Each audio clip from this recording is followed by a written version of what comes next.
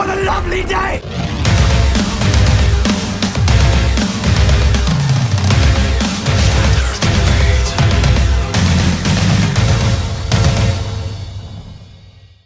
Welcome to Flat Earth Debate, Uncut and After Show.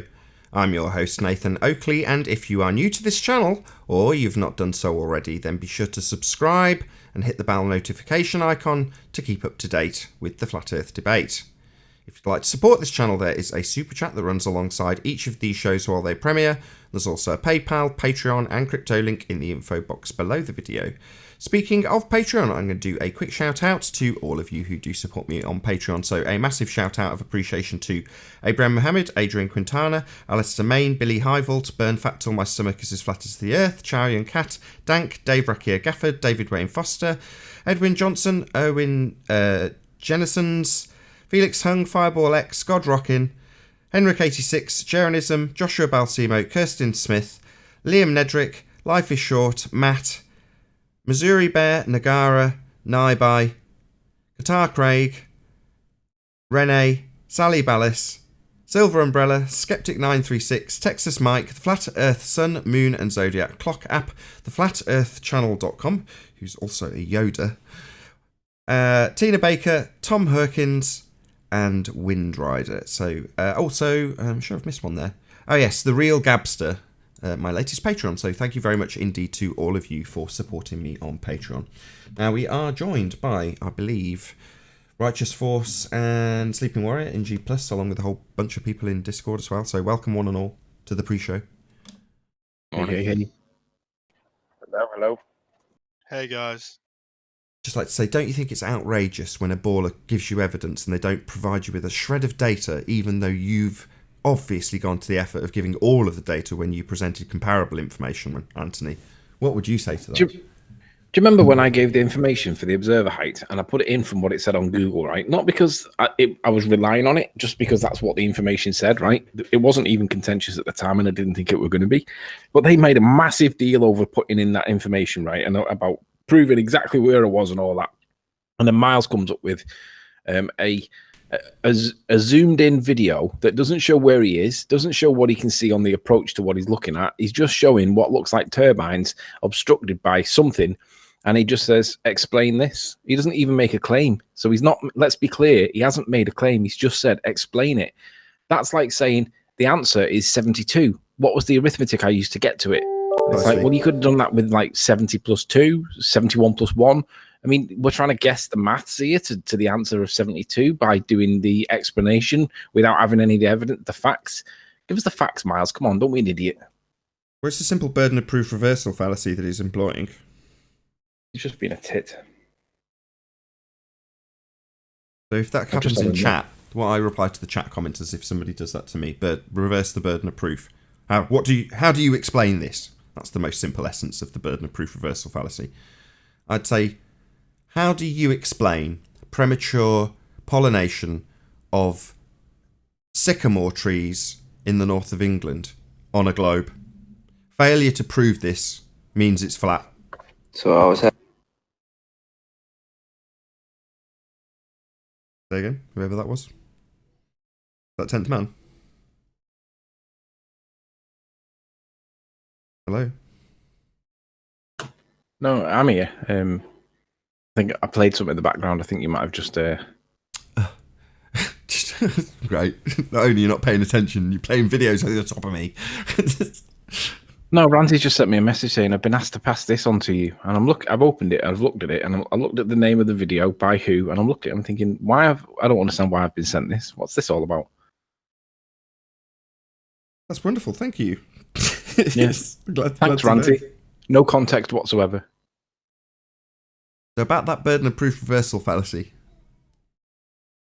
I don't even see it as a burden of proof reversal fallacy. I see it as simply speculate so that we can do a debunk video based on you getting a speculative guess wrong, because we'll treat it as an absolute concrete claim that you've countered with, and we'll debunk your speculative guess as though you've told us it was a claim. I'm not doing that. That's silly. Fair enough.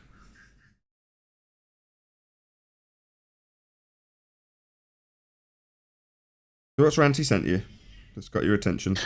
The message is, morning Ranty. I was listening to you and Riley. I think it was last night. It was obviously when I was on with Ranty the other night. Riley was saying that he was confused by Bob from Globebusters' insistence that there is something like a gravity force at work.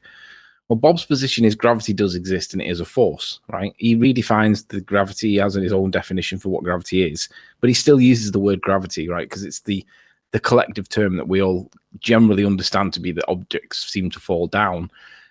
So Bob redefines it, but still calls it gravity, which is confusing because it makes you think that he believes in Newtonian principles, Einsteinian principles, or a combination of both. But he's actually redefining it, but still using that term. He needs to have his own term so that we know that he's not adopting or accepting Newtonian principles.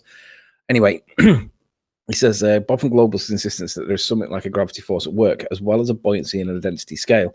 This guy explains it well as incoherent dielectric acceleration, which is related to magnetism. Could you pass it on to Riley for me as blah, blah, blah? But my problem with this is, okay, so you think that gravity exists. What is the evidence that supports your perception that gravity exists that goes beyond relative density? Because we know that a helium balloon will rise in the atmosphere. And we know that the cause of it is the atmosphere being less dense, the atmosphere being more dense and the balloon not basically rising because it's less dense than it.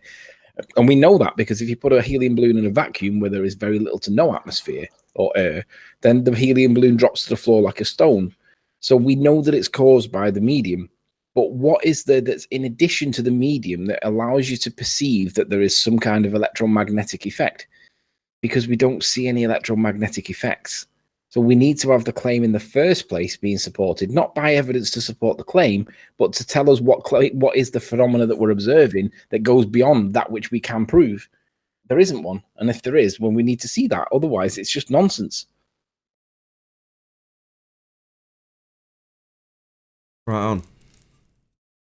Hence, it's a housekeeping That's a question. problem I've identified too, where people use the word gravity to describe the phenomena, and they also use the word to explain the phenomena as well. It's a weird one. Yep.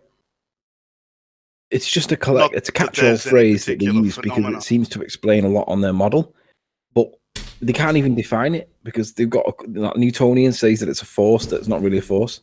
Einstein says it's definitely not a force, but then George Musa says you can think of it as a force. And then for everybody on their side, gravity's back on the table again as Newtonian. And it's like, hang on a minute, it's not Newtonian, it's Einsteinian. Bob gets pissed off because he thinks that I'm pushing Einstein because I agree with him, but he doesn't understand or accept or realize that I'm actually using Einstein as a hostile witness, not as a supporting argument, but to say to the ballers, hey guys, you guys have got to use your current science for gravity, and it's not considered to be a force in your current science. That doesn't mean I'm supporting Einstein. Doesn't mean I agree with Einstein. I'm just trying to get them on the same page so that we're not arguing over whether it's a force or not. We're arguing over how bendy space-time causes things to do stuff.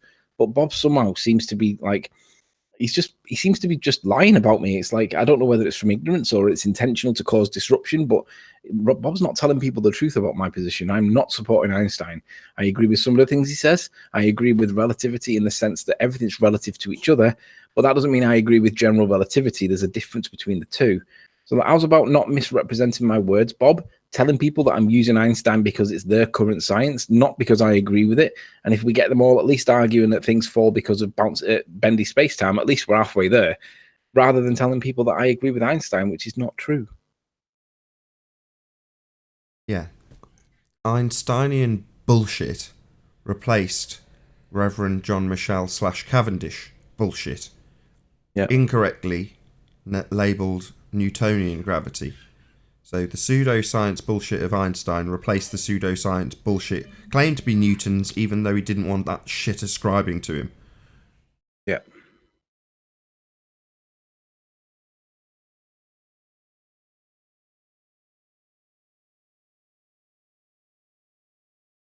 It is without a string of disclaimers, though, Anthony.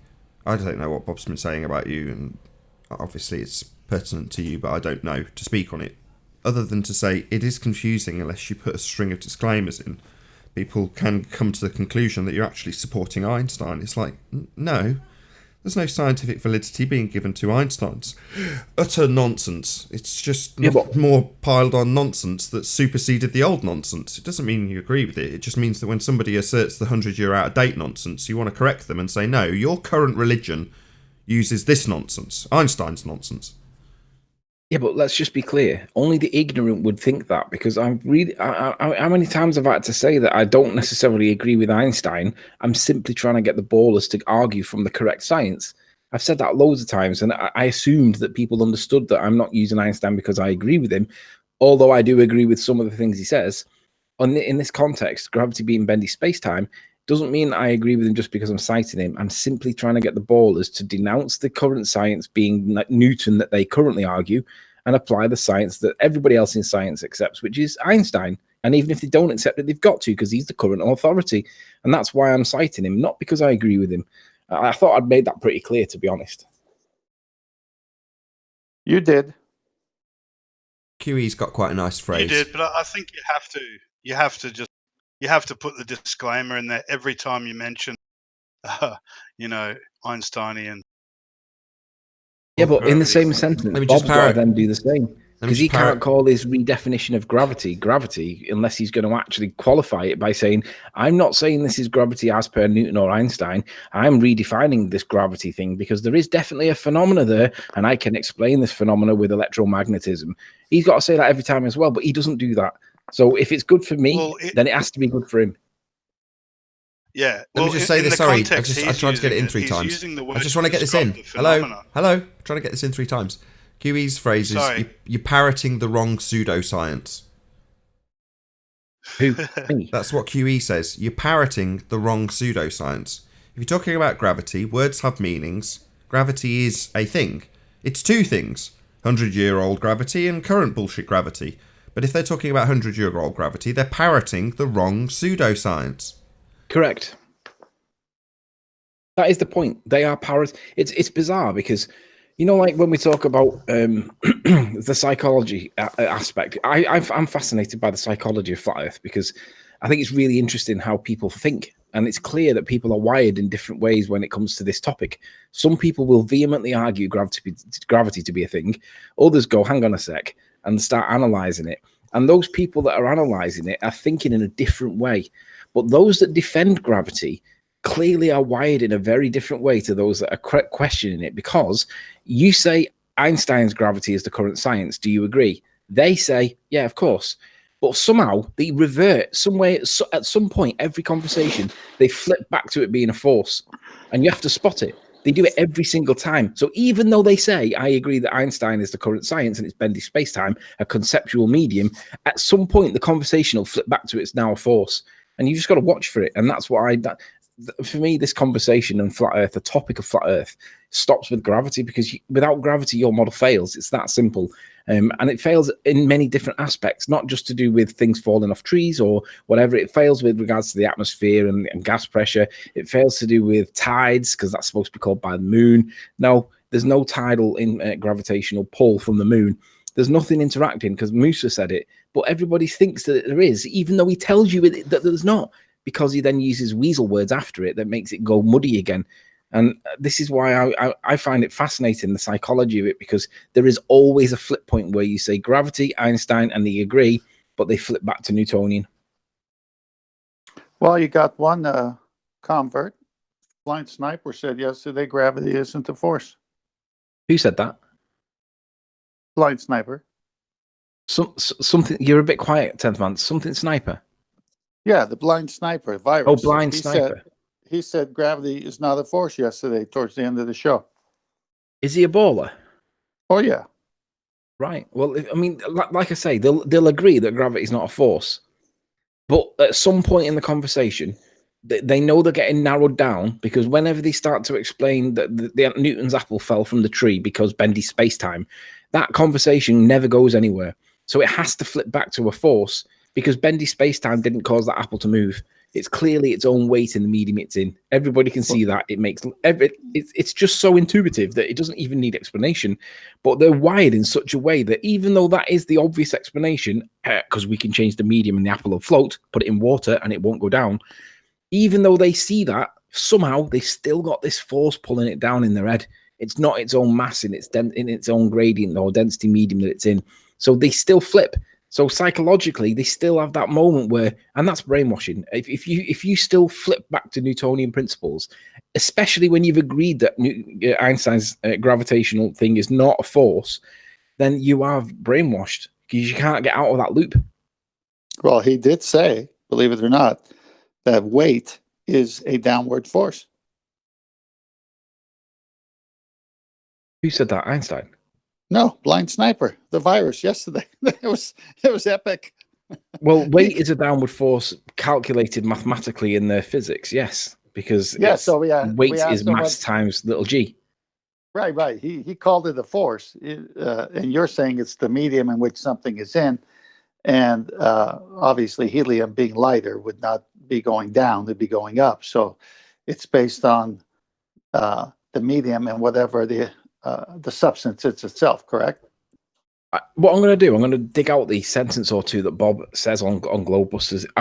When I heard him say it, somebody referenced me to it because I get people that listen out for people that contradict me on relative density and gravity and stuff because it helps me try and get these arguments dealt with. And I can't listen to Globebusters anymore for different reasons. But when he said what he said, I was absolutely gobsmacked. I was like, oh my God, Bob, you're either deliberately lying or you just don't pay attention anymore. You just switch off. Really bad. We were talking about gas pressure and gases, and gas goes in all directions. That's what we were talking in context. And that's when he said, oh, yeah, the gas has a downward force. And we said, well, how could it have a downward force when it goes in all directions? Yeah. Hello. Hello, Hey, welcome Flexoid. back. Happy New Year to you. Good to see you. Same to you guys. Missed you guys. Yeah, igualmente. Who was the person from Discord with the image? Redman? There? Yes. You want me to pop it Yeah. up? It won't be visible to anybody other than the audience in the Nathan Oakley stream, but I've put it up. I'll see if I can make it a bit prettier because it's encompassing the entire picture. It's as much as I can get on screen. Right? Do you want to tell us about it? What is it that we're looking at? That was the moon I caught last night in my sky. And then when I looked up, the moon was directly above my head. About 3 months ago, the moon was across the way. I can't remember the degrees, but it was further away. But when I caught it last night, I saw it with a halo around the moon. There was no clouds around the moon itself, but if you look on the outskirts of it, you can see the halo. I got more pictures if you need. Well, I've actually got one from Bad Christian, which is Paula. So I'll see if I can just bring that up now. Just give me a second. I've seen this myself, so it's hard. It's pretty cool. It's very hard to get across to the audience how big the halo around it is, because it's just donking enormous. Like it takes up an eighth of the sky that I could see when I went out into the forecourt here and looked at it, and I was like, wow, that's impressive. There's obviously, you can even see in Paula's, there's some chemtrails going through it. Well, I think it's just it hitting that and lighting up, but why would it be in a ring? It makes sod all sense, right? Yeah, it was an awesome picture. Have you been passed on Paula's? Not yet. I'll I haven't got to her. Hopefully someone will pass it on. I'll put yours back up on just for now. But yeah, very cool. I have no explanation beyond it. You know, at the time it was a very foggy night when I saw it. I haven't got any photos, unfortunately. Thank you for sharing yours. Yes, sir.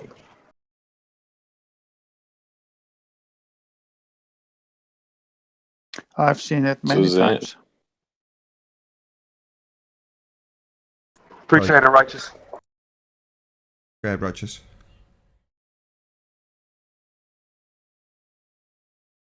Or don't. Yeah, no problem. Go ahead. So, Hold on, don't Tim, you time. guys? Hold on. Sorry. Go ahead, Righteous.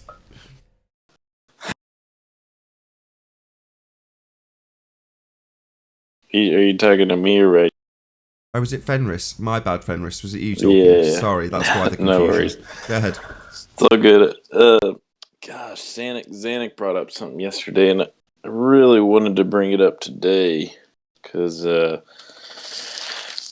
was kind of annoying. And he was talking about how in a plane, when you get to be level, the horizon is below level on the HUD.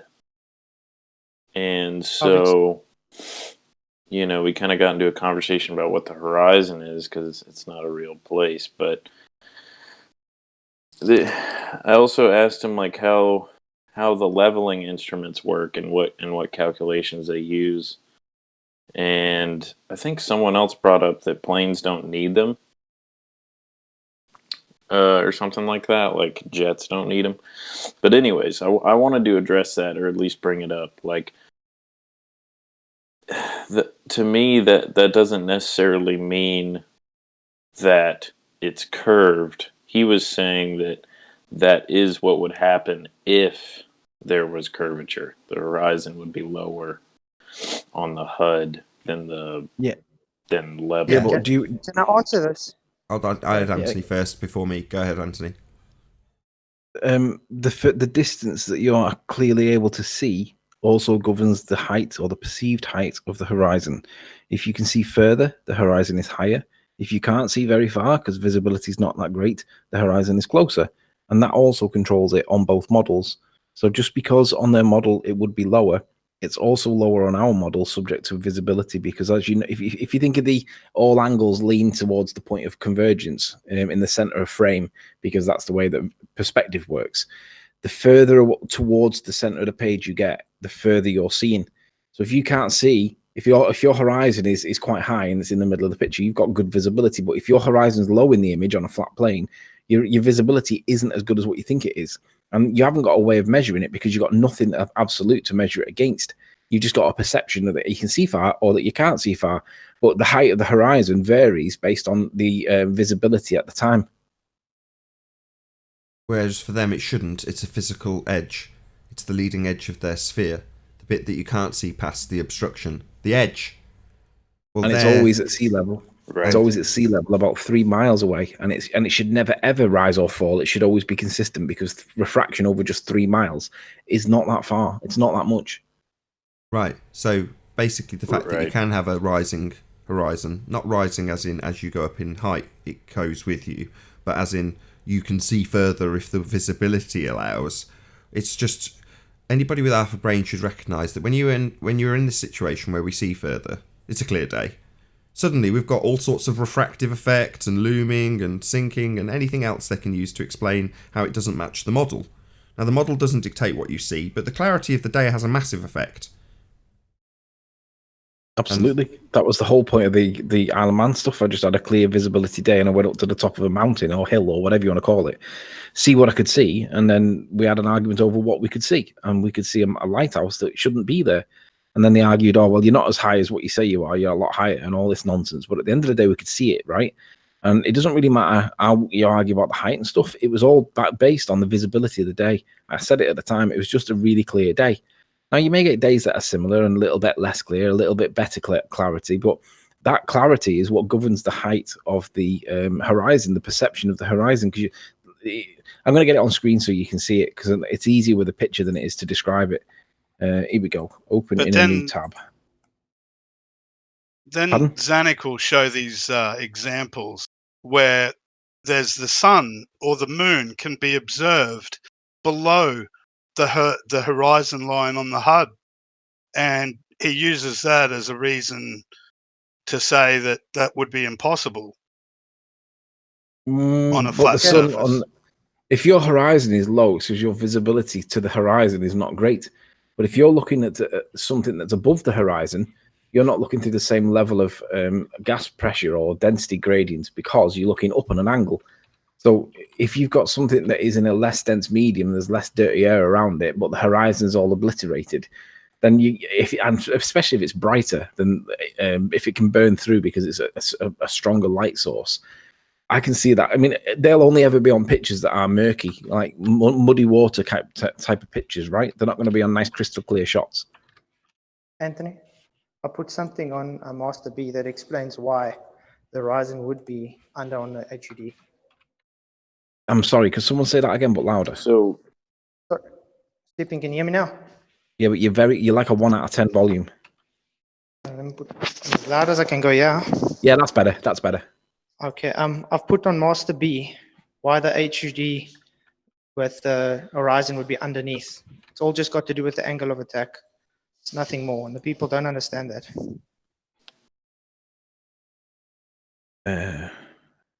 Factoid, right? What about why he's able to show the sun or the moon below the horizon line on the HUD? Yeah, does what that my only image have just to showed. do with the visibility? Is that what you're saying, Sleeping Warrior? Yeah, the visibility governs how far you can see. So if the horizon's low, so if the moon is below, did he say there's moon or the sun? The sun. He's got and an the moon. example of either, actually. Well, the question is, where's the horizon? He needs to point out what the horizon is, and the horizon will always be a mishmash of soup. He's showing the artificial horizon line created by the HUD, and the sun and the moon are shown to be below that artificial horizon line that's created by the HUD. Well, I've said this once, but I'm going to say it again. Right. He's using these words like artificial horizon. Well, what? So versus the actual horizon? No. In a situation where you actually have a physical ball in front of you, the leading edge of that ball will be the obstruction. Now, you can call that, as you look over a ball, the horizon, if you want to. Now, it is actually the leading edge of a ball you're looking over and can't see past. Now, that's what they think the horizon is. A physical edge. And they're then telling you how their reified physical edge, which it isn't, it's a not actual location, compares to their artificial horizon. Well, what's the actual horizon? Is it a physical? No. It's a not actual location that moves depending on visibility. So it means nothing. Literally nothing. Do you have the pictures that Zanuck uses? Not at the moment, but I think he They got those are pics from from. they are from yesterday. You can go get them. I just posted the two of them on Discord, so maybe Righteous can forward them through to you guys to have a look at. Let me try a different Right. tact. It's the third time you've asked this. Do you appreciate that arbitrary position where the sky appears to meet the ground has got something that's traversing the sky, reaching that arbitrary location? So the fact that it still reaches that arbitrary location regardless of your visibility being a bit crap that day doesn't change the fact that it's traversing the sky and is going to reach the point where the sky appears to meet the ground. The fact that's below the artificial HUD heads-up display horizon is meaningless. You've got an object, a celestial object, moving across the sky, reaching the point where it looks like it meets the ground. And that point on that day is a bit lower because you can't see very far. So what? What does this prove? Dick. Absolutely nothing. I got something to present, Nath. Hang on, just before you do, I'm just looking at the moon one, and just someone talk me through what the issue is, because I see the moon. Let me do it just for consistency. The heads-up display has a line. Below that line is the not actual position where the sky appears to meet the ground. And apparently the fact that the sun goes below the not actual location on the heads-up display to meet the not actual location in your distant view is cause for concern. It isn't. It doesn't mean anything. It's just a lesser visibility horizon that's lower than an ideal horizon where you can see to the diffraction limit based on your eyesight through that heads-up display. At which point it would presumably meet the heads-up display if you had excellent clarity on a given day. It doesn't mean anything. What it shows is that they've reified this position, the horizon, into the edge of a sphere, which it's not.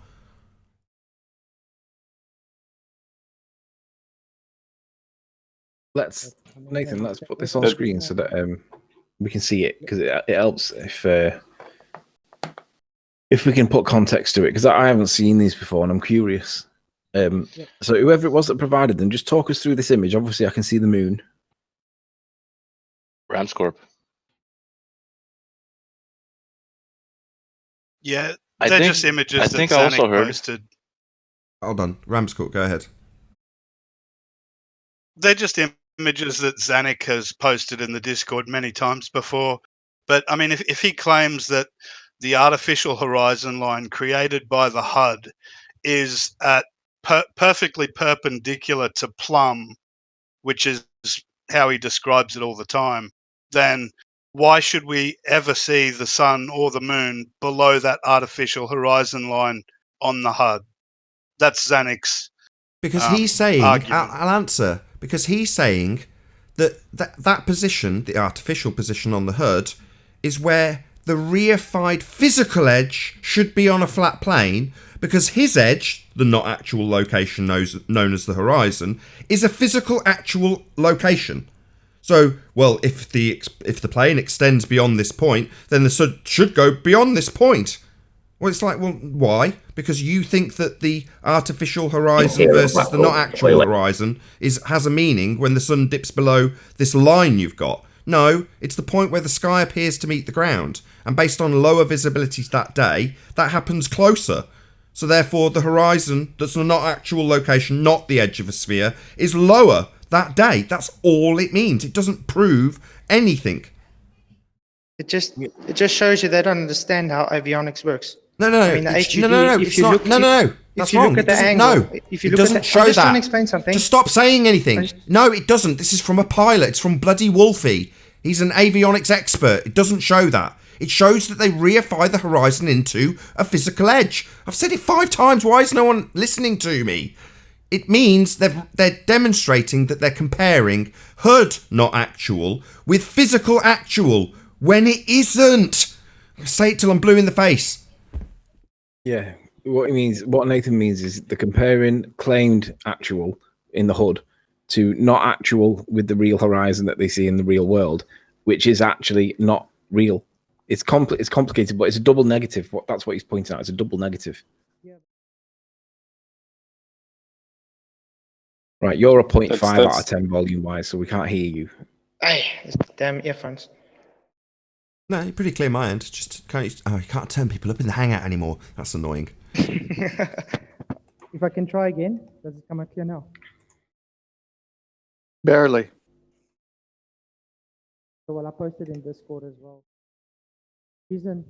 That's so. What Nathan said is what. Hang on. Kinda what I Hang was on. trying Flatzoid to is say. talking, but Flatzoid, fix Oh, the mic okay. again. I couldn't hear him. Sorry.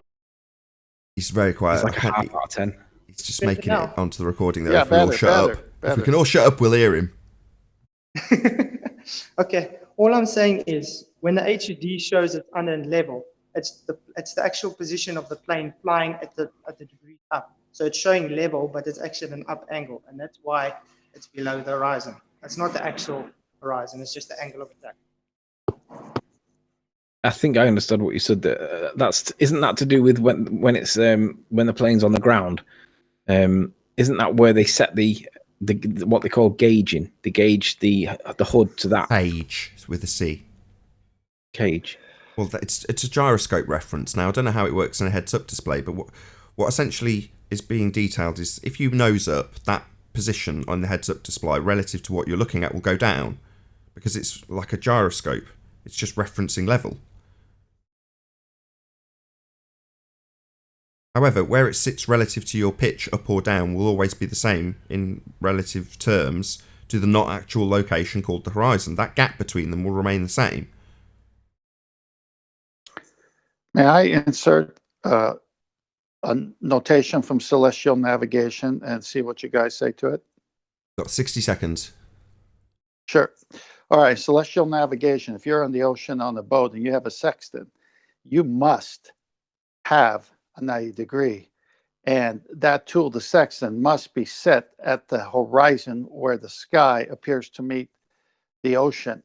And it's got to be clear. If it's not, they say you got to go lower and lower to where if it's foggy or if it's not clear, the horizon, you got to get lower and lower to where that horizon can be set to in order to have your coordinates correct. So if you don't set to a hard horizon, you're not going to get your mapping done properly, longitude or latitude. So the deck where the sky appears to meet the sea is the horizon. And obviously, as you go towards it, it keeps moving away from you because it's the apparent horizon. But you must set to it. And it can't be any ambiguity.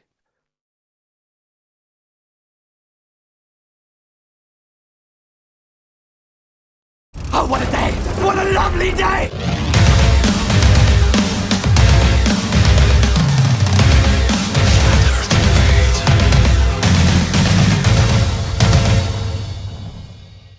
Welcome to Flat Earth Debate Live.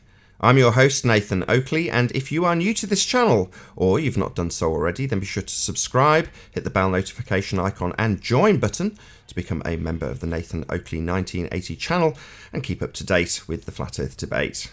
If you'd like to support the channel, there is a super chat that runs alongside each of these shows while they are live, and there's also a PayPal, Patreon and crypto link in the info box below the video. Most importantly, if you'd like to join the discussion, simply mute the page you are currently watching, then click the link in the info box below this video to join the panel and express your views on the nature of Earth. If you do join, please don't swear. If you do, you'll be ejected, and if you are, please don't try to rejoin the stream using sock accounts. You'll be warmly welcome back on the next stream. Please also share the show on social media. Sharing the show obviously increases the live audience, but this in turn increases the chances of a more diverse panel, so please share the show. And one last time, if you're new to the channel or you've not done so already, then be sure to subscribe, hit the bell notification or join button to keep up to date with the Flat Earth Debate. Now, we are joined by Arwin, Flatzoid, Ranty Flat Earth, Righteous Force, and Sleeping Warrior, together with 10th Man in G+, and a whole bunch of people in Discord. A big shout out to Paige, who's our latest member as a unicorn. Welcome one and all to Flat Earth Debate! Good afternoon. Woo. Hello, hello. Hi, guys. Good morning. Hello, hello. Any signs of Earth curvature? Not from Solana Beach. What's that? Just some looming here and there, but You validated that, actually Arwin? curvature. You've validated its looming? Well, it seems to be miraging effects in some way, at least. Seems to be. Seems to be. Yeah. Have you validated indeed. that? Indeed. You validating that, or are you just basing it on an assumption of a spherical Earth that's got something we should see with our eyes, but not see based on a model's suggestion of what we should see, and then bending that light around that presupposed model that says we shouldn't see something, even though we see it with our eyeballs, and then claiming that what we see is actually a mirage? Beyond that fundamentalist religious assertion, have you validated any of these claimed to be mirages or looming effects, or are we just assuming it based on a model?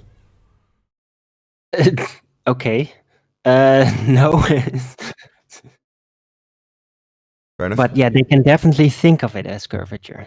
What you can assume, They really want to. you can assume something that you see and is there and obvious isn't really there because a model says it isn't there or shouldn't be there, and then say because it is there, it's actually looming.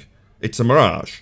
Well, there's no necessity to say that other than you've got a fundamentalist belief that it shouldn't be there when you can see it.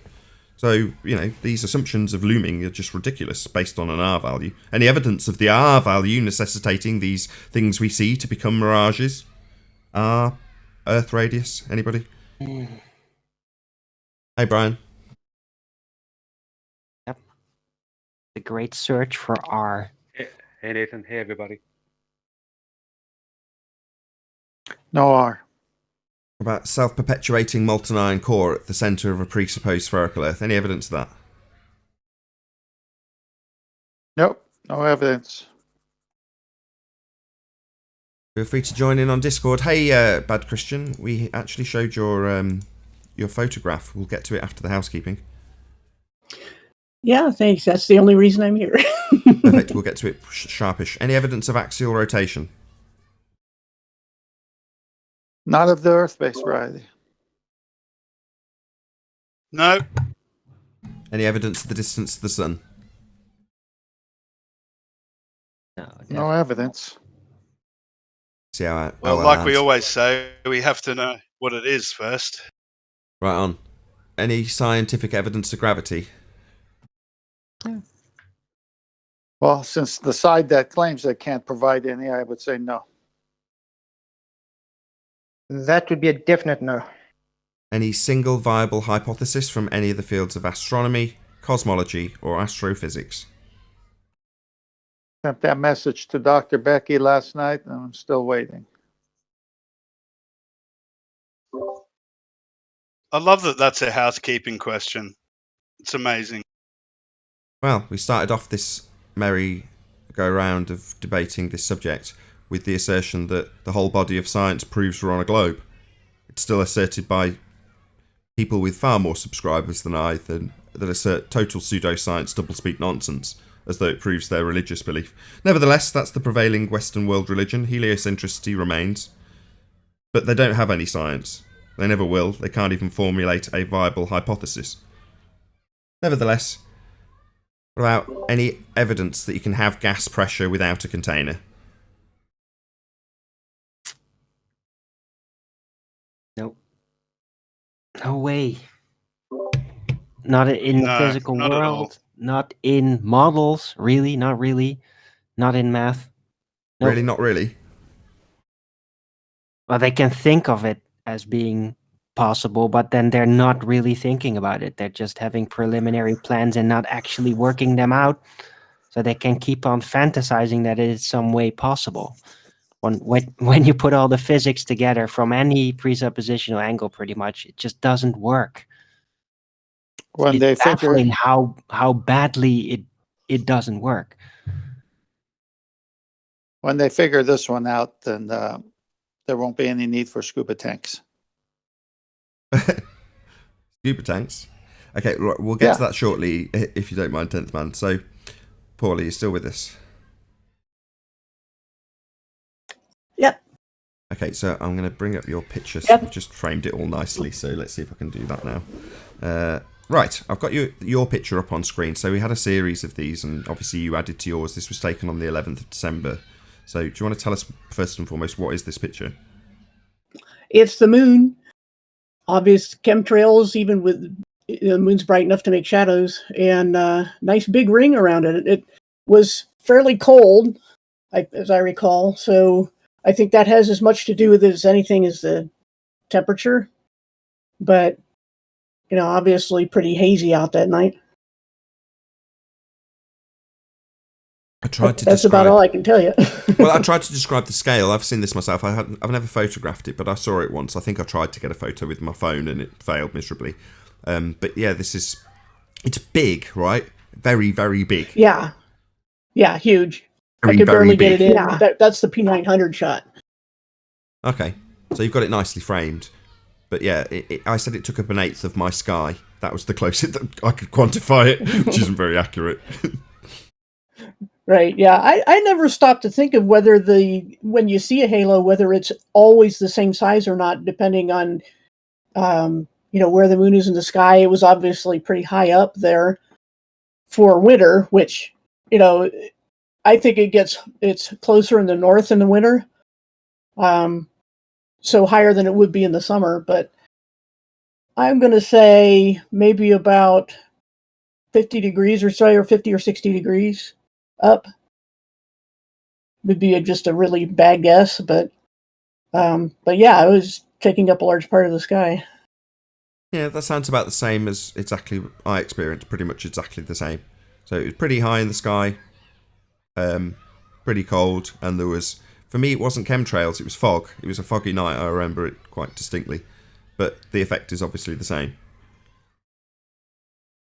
Yeah, it was actually nice to get some chemtrails in there because you can see they do this 24/7, and this is, the moon puts out so much light that it makes shadows on them. So, but yeah, there were obviously high clouds too. It was, obviously not cloudy enough at the surface to block the moon completely, but yeah, if you've seen halos on the sun, obviously it's clear when the sun has a halo, and usually I'm going to say pretty hot. So it seems like opposites, where it has to be really cold to see the ring if it's the moon, but really hot if it's the sun. But I'm not sure. That's just a guess right now.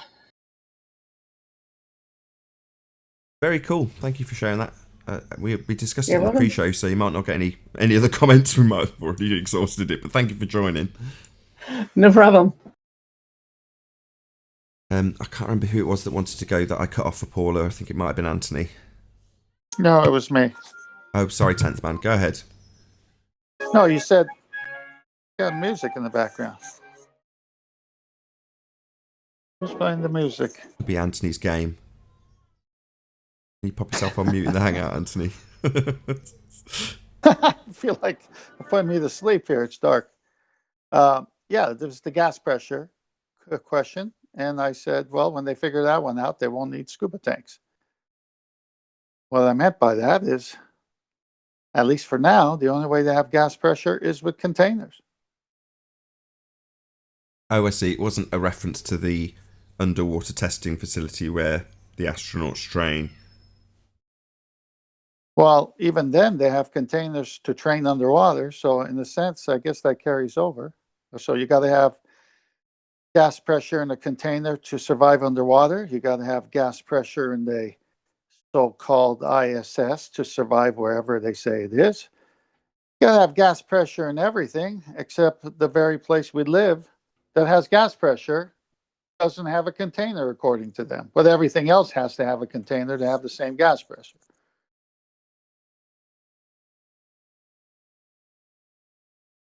Hey, Babs.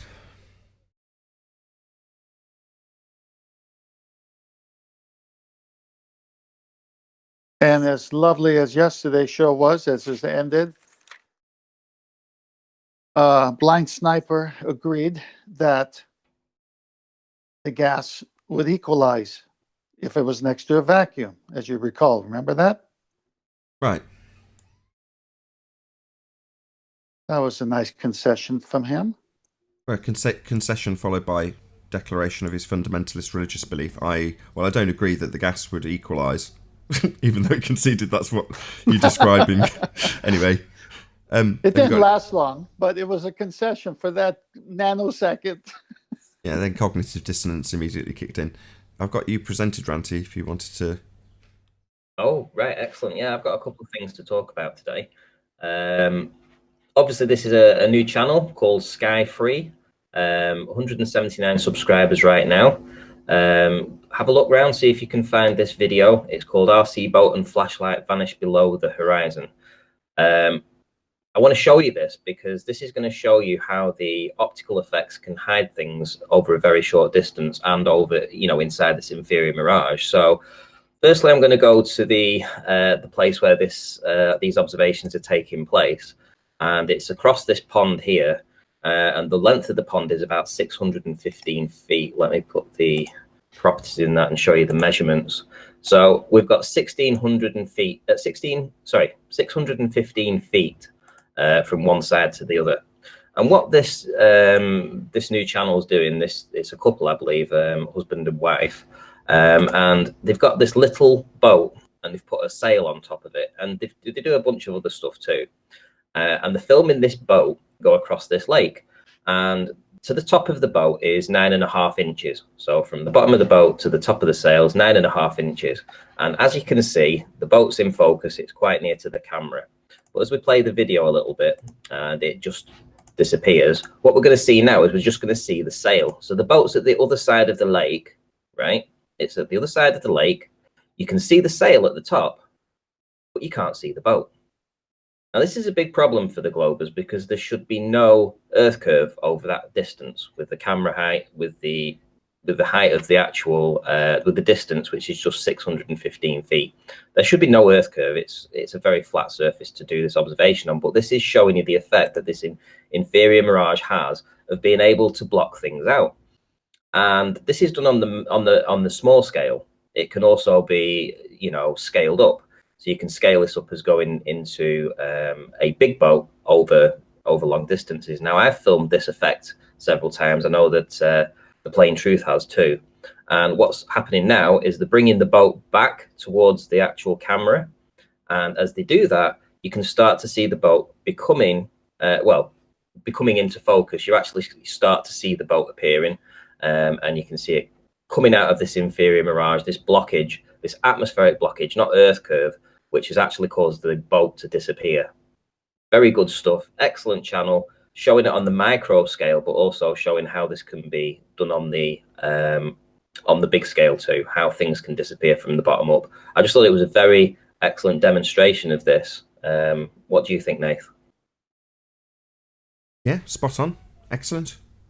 It is. So the name of the channel is called Sky Free. They've got some fantastic observations with this little boat going over this pond. Different weather conditions, different days. You see different kinds of effects, and it mimics reality on the oceans very well. You see all kinds of different phenomena that we've observed on the big scale, but they're able to recreate this on the small scale, where there should be absolutely no Earth curve. I can just go over here and show you this. Distance in miles, 0.12, because that's the length of the pond. Viewer height in feet, just half a foot above the water. There is no hidden. The horizon is beyond the target distance on all of these. So all these optical effects that you're going to see on these different videos that they've put out is performed across a flat surface. And we're getting these effects of things disappearing from the bottom up, things disappearing into the inferior mirage. Is absolutely brilliant. Yeah, just for clarity though, when you say a flat surface, it's flat even by the standards of assuming R. It's pre-horizon. This isn't accounting for physical horizons assumed to be obstructions of Earth curve edges getting in the way and causing this very effect. The very effect we see at distances that they do assert this effect is caused by Earth curve obstruction. So no, even if you pan out the maths for this very short range obstruction of Earth curve, no, well it's not. Blatantly, this proves it.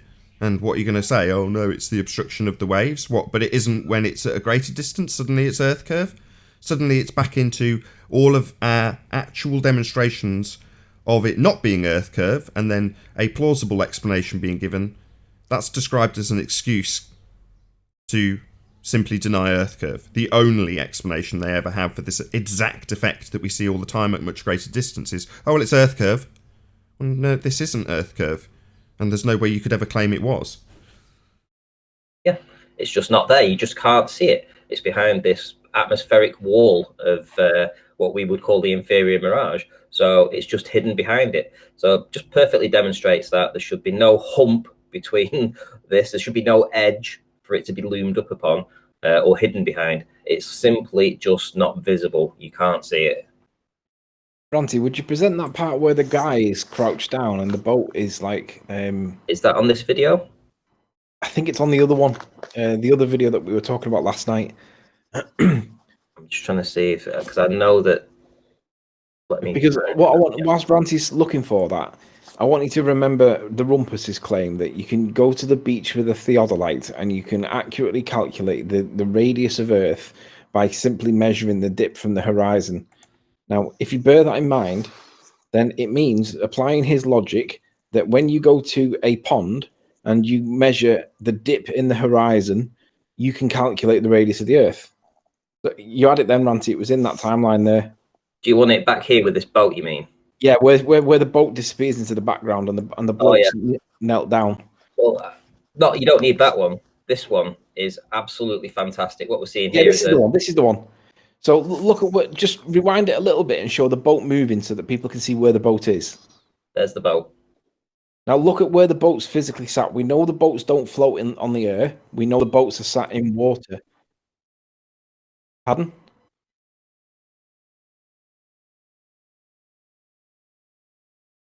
You were just echoing there, Tony. Go ahead. Oh, sorry. We know that boats don't float in air. We know that that boat is sat on the water. Now, if we remember Rumpus's claim, if you go to the beach, let's just say this is at the beach because we are at water's edge, and we look at the horizon and we measure the horizon, we can see that the boat's on the water, but it's not being shown on the water, is it? Now, they tell us that that's towering, and because it's being miraged above it, or whatever explanation they come up with. But Rumpus would point his theodolite at the hard horizon below it, and that's not where the horizon actually is it? Because the boat's on top of it. So just remember Rumpus's claim whilst you're looking at this video of the boat now, because if you did use a theodolite, you would believe that the Earth has got curve to it because it's below the horizon line or level over about, what, 30 meters or whatever, however far away it is. So just remember that the theodolite claim is nonsense because the horizon is a perception. It's not actual, it's a perception. And the reality is that boat is not floating. So whatever the horizon is, it's a bit of a mess.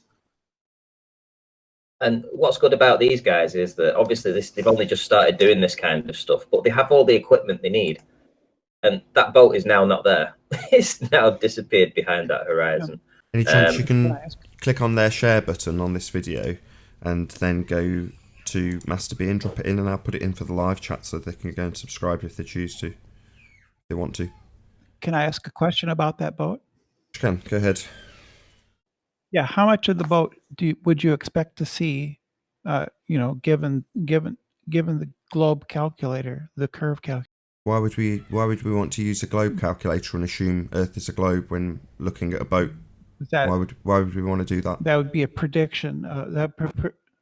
Because that's a prediction of the theory. That's how you test theories. No, it isn't. That's incorrect. So how much of the boat? Sorry, you've just said that's a prediction of the theory. You're wrong. Will I get an opportunity to explain why you're wrong, or will you immediately interrupt me? It's a question to you, Brenda. Can I explain why that's not a prediction based on a theory? So a theory would be the outcome of scientific method-based experimentation. That's how you produce a theory. A prediction would be a hypothesis.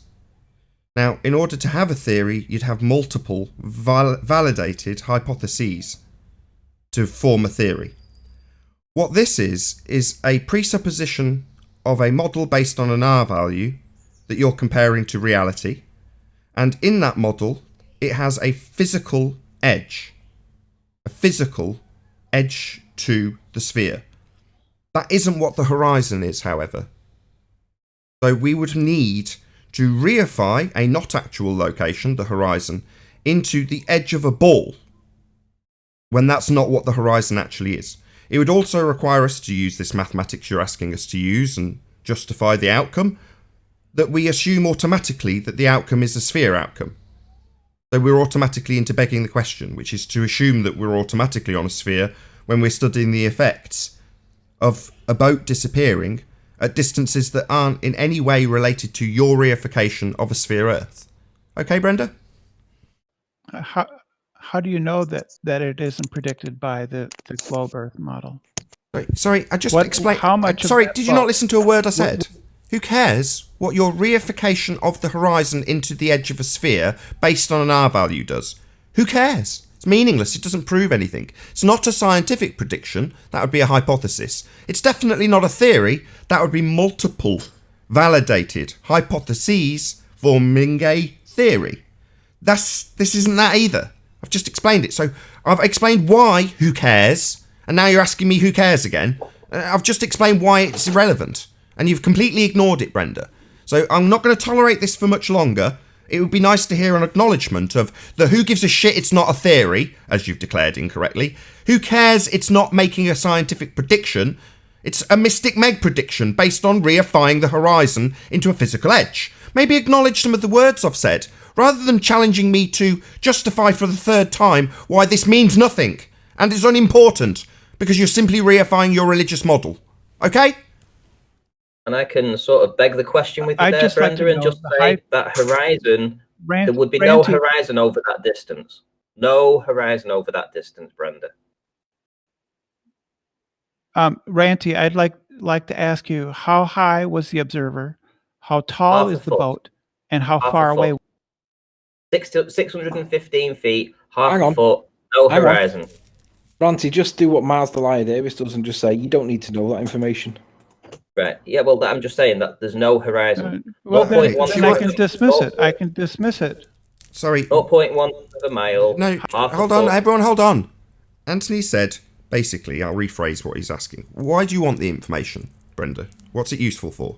Is it for running through this calculator I've just pointed out is useless, assumes R, and reifies the edge of the horizon into a physical edge? Why would you want these numbers exactly? Is it to put them through the calculator that you've ignored my debunking of and are moving on to someone else? Is that why you want the numbers? Yeah, you're incapable of debunking much of anything. Yo, shit, head. Why do you want the numbers? Don't ad hom me about what I'm incapable of doing. I'm asking you a direct question. So far, we've been very civil here. I'm asking you why you want the numbers and qualifying that by saying, do you want them to put them through a begging the question, proof of nothing, perspective hijacking curve calculator, which reifies the horizon and not actual location into the edge of your ball reification? Is that why you want the numbers? Yes or no?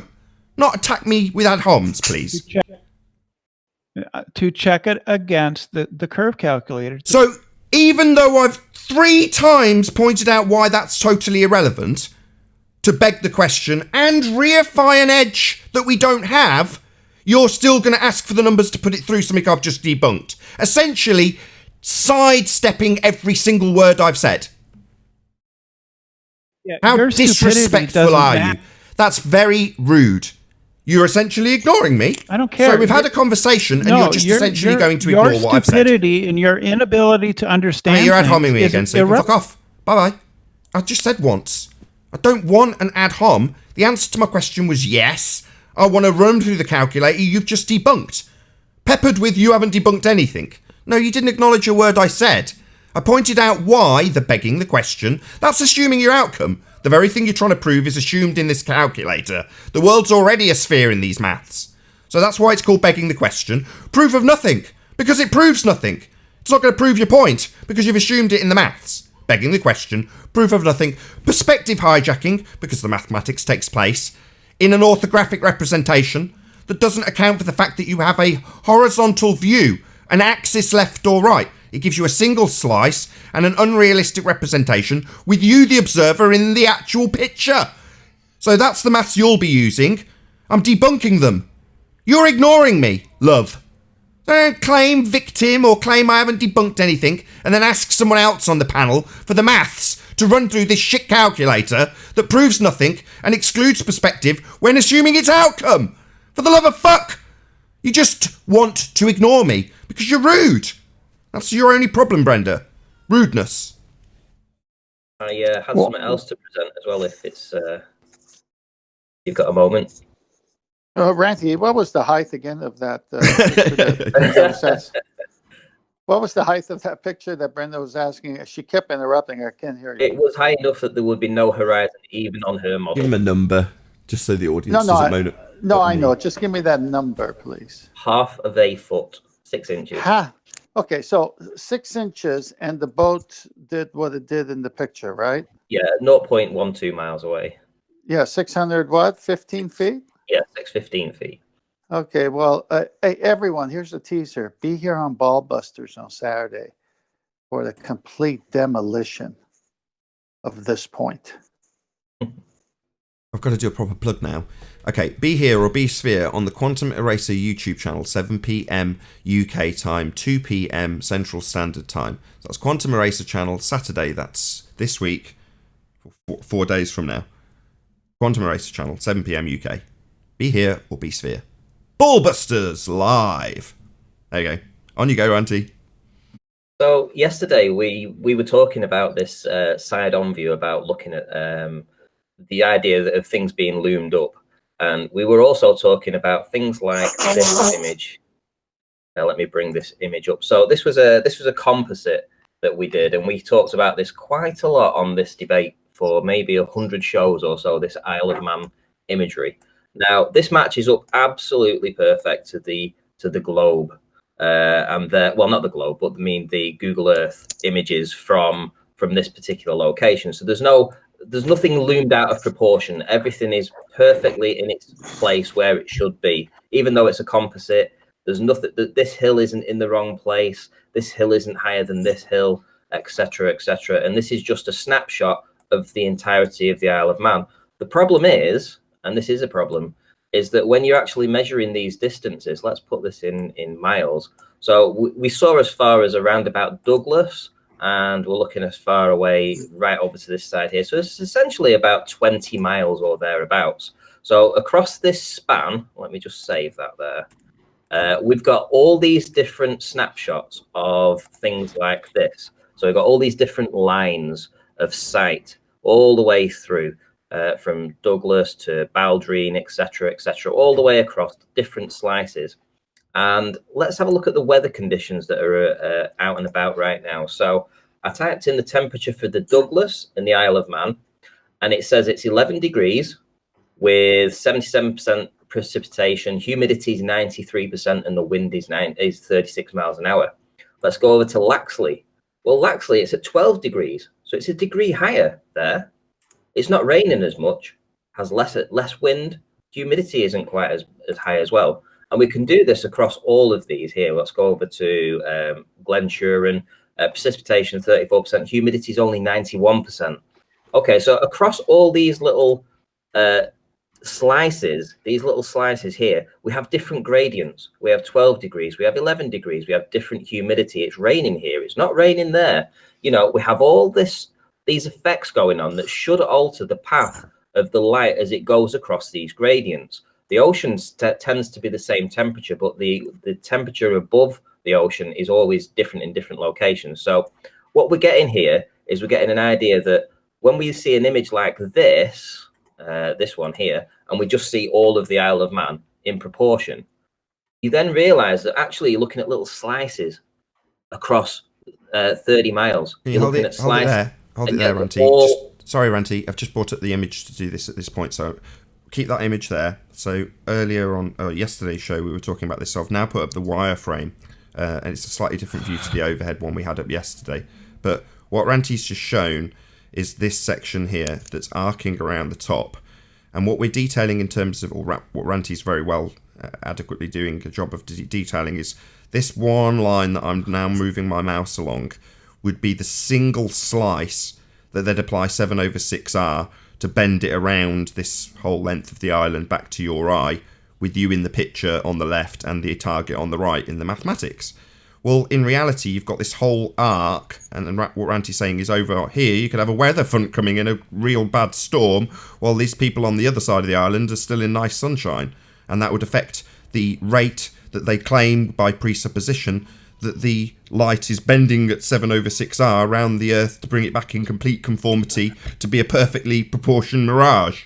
It's preposterous. But the image you presented with is a horizontal one.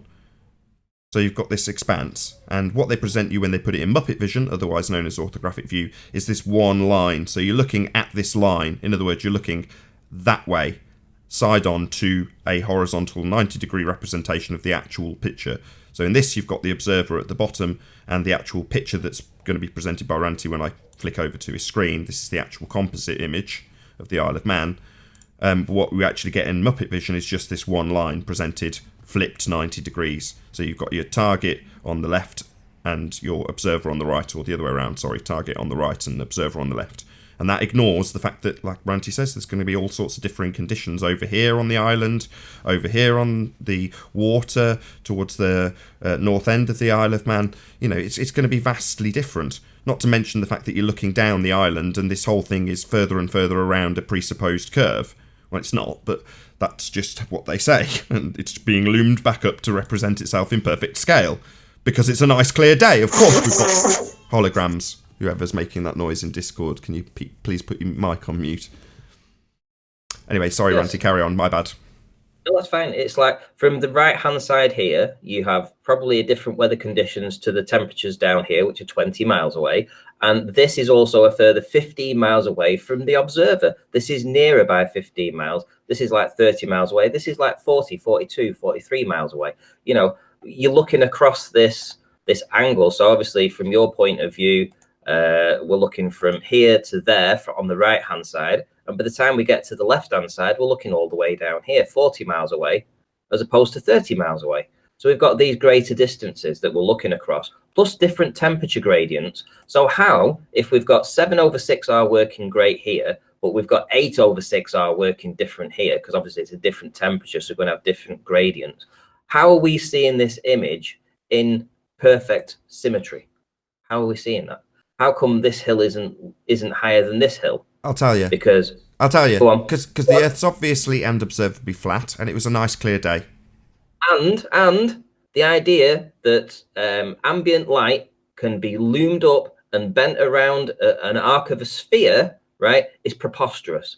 And this proves that, because we've never seen images that are out of proportion, whether you're looking at Ben Nevis, whether you're looking at any of these big mountains, Mount Everest even, you never see anything out of proportion. And you're looking across a huge expanse across Mount Everest, but it's always in proportion. But if you believe in the globe mathematics, you should have temperature gradients all over the place that should just jumble and move these mountain ranges and hills around so that it doesn't look like Mount Everest anymore. You have to actually put it back to how it should be, because you'd have to take into account all these temperature gradients that are changing things. But it's not. It's always uniform. And I think that disproves the idea that you've got this idea that things are being refracted around a globe.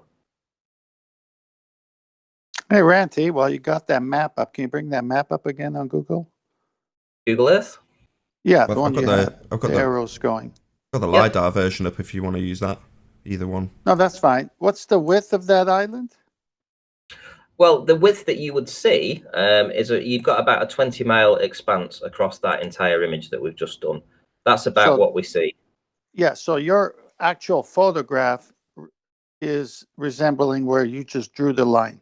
Yes, across this yellow part here. And then how far are you from the island, signified by that red line that you have going? So from the right-hand side, it's 30 miles, and from this point here, it's 40 miles. So 30 miles to there, 40 miles to there, and we're looking across an expanse of 20 mile. We've got a 20-mile image captured here that is actually in perfect symmetry across the whole way. But as demonstrated by just checking the weather reports for today, it just shows that in different locations, over here it's 12 degrees, here it's 11 degrees, here we've got some rain, here all this other stuff, and they should be affecting the light as it travels to your camera. It should be affecting it. It should be jumbling it up. No. Not should be. Let's get this shit. Let's stamp this out. Okay. Not should be. In their model, it should be. No. They need to assume that it is based on their reification of their model. Not should be. We just saw the island. The fact that they need to assert that it's doing all this nonsense to conform with their model isn't what it should be doing. I just want to get that in there. Sorry. Yeah, I mean, that's yeah, but look. Well, my point is, Looking through Ranty, rain, is go back to the Ranty, go back to your photograph now. Yep. Okay, so I'm looking at this photograph, and now I'm taking what Ranty said. So to the far left, it's 40 miles, and to the far right is 30 miles, correct? From where the shoreline was. No, well, not to be exact. No, the furthest seen on that day was 47 miles, and it's actually one of the mountains that's poking up. But there's one that's at 48 that you can't see. So the highest visibility level on that day was 47 miles. 47 miles, okay. Well, I guess what I'm trying to say is it's such a good picture and such a clear day. You could, if that island was further out away from you, you still would have had a nice shot. Yeah, but my point here is that this mountain here, let's say, is the exact proportional height above sea level as this mountain here, and they all appear in symmetry, but they shouldn't do if light is bending like they say it is. So over here, if it was 7/6, and over here it was 8/6, you would have a different relative height in positions than what's actually presented on screen right now. But point to where it's 47 miles. Point to get where around, the mountain is at 4. I just want to get around this. What they do is, so I'm just going to put a line on Snaefell, if you can do the same for me, Ranty. So yeah, Snaefell's up here. Right, so you've got Snaefell. What they do is they take one line and they draw a line between you and this observation. So you've got one line from this point only to to Anthony at St. Bees. They then flip that on its side 90 degrees. Then you've only got one slice to bend light at an equal rate. So this came up on Ranty's show with Ruhif, and when challenged about it, he said, oh, it doesn't make any difference. Well, it doesn't need to make any difference because it's only accounting for one slice in their orthographic representation. So they just bend light equally, uniformly, around this one singular sliver of the actual observation. You can't pan left or right in this orthographic representation they do the maths with. You don't have a left or right. You've got one slice turned 90 degrees. That's it. So they don't need to. The maths excludes it completely. I'm glad you got that point yesterday, Nath, when I brought it to you, because we talked about. Well, I talked about this about a year ago, and like you say, it kind of just disappeared, and nobody really followed it through. But I think it is a very worthwhile thing for people to take into consideration, especially when you're looking at skylines and things like that. Because if you're looking across, let's say, the Toronto skyline, you should see different variations of the height of the different buildings and stuff. If we're getting any of these different conditions. No, if it's claimed to be a mirage, and you've got all these different conditions as well. Yeah, I mean, we're just saying we just see it. There it is. It's a clear day. Hey, Ranty. Yes. Do you have a set height? Do you have a set height above water that you have the most success at? No. Hello. No, it's all weather it's all weather dependent. I think a lot of it's probably down to the humidity and how much water evaporation we've got across the water. Hello. Okay. Hello. Yes, Rambus, we can hear you. We're in the middle of talking. Oh, sorry. So, real quick here, Ranty. When it talks about how far you can see, or your on your weather report. Yep. It's telling me it's telling me the visibility is like 8 to 9 miles. Yep. Do you get a distance report on your weather reports, or do you get a percentage report? Yeah, sometimes we get distance reports. BBC Weather doesn't give it, but you have to go to a different site to get that. Okay, so if you're getting distance reports, you're obviously shooting further than that, right? Sometimes. I wouldn't say it's always the case. Quite often this past year has been terrible for observations. Quite often I've never been able to even see the mountains just behind Barrow and Furness. Never. Been an awful year for observations. Okay. I got my P1000, and I was going to go for my birthday to go do an observation across like 10 miles or so, 2-foot level. I got sick. I wasn't able to do it. Excuse me. So, yeah, just looking for some more tips. Working on my Zoom and just trying to see if there's a sweet spot. I'm looking for kill shots. I'm not trying to waste time, go back and forth with heights observations and, different sides and all that nonsense. I just want the kill shot. Yeah, like I say, just I think round the time that you've got a full moon, you tend to see a little bit clearer as well. The clarity of the air seems to be a bit better for some reason. And as for visibility and stuff, I think you've just got to go down and just keep checking it every day, because sometimes I've gone along and not expected to see anything and have seen it. But more often than not, this past year, I would say out of 365 days, if you said 350 of them had very poor visibility. It was terrible. Check on your visibility, get your local weather guide for the place that you want to go to. A lot of them have visibility percentages, and they'll tell you roughly how good the visibility is. Go on a day when the visibility is good. That's when you're going to get to see most of whatever it is that you're looking at. Yeah, thank you. And like visibility is good, and the humidity being low if you can. Like normally that's in the evening or in the morning, because the humidity is water vapor, and it's less dense than the air that you're looking through. That's why it rises. So you get that miragey stuff.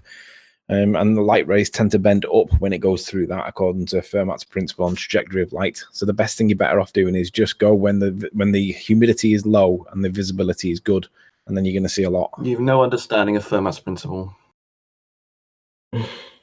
You think light curves, mate. Nathan, and Nathan and Matt Ranty have absolutely no idea about the 7.6R. All that Fermat's principle states that light travels in straight lines, but deviates from straight at all points along the path. Sorry, taking the least amount of time. Say that again, Anthony. Fermat's principle states that light travels in straight lines but deviates from straight at all points along the path, taking the least amount of time. So it doesn't travel in straight lines? Yeah, that's what Fermat says. Straight lines, not curves. It does, and then you just said it doesn't. Are you saying light travels in straight lines or not?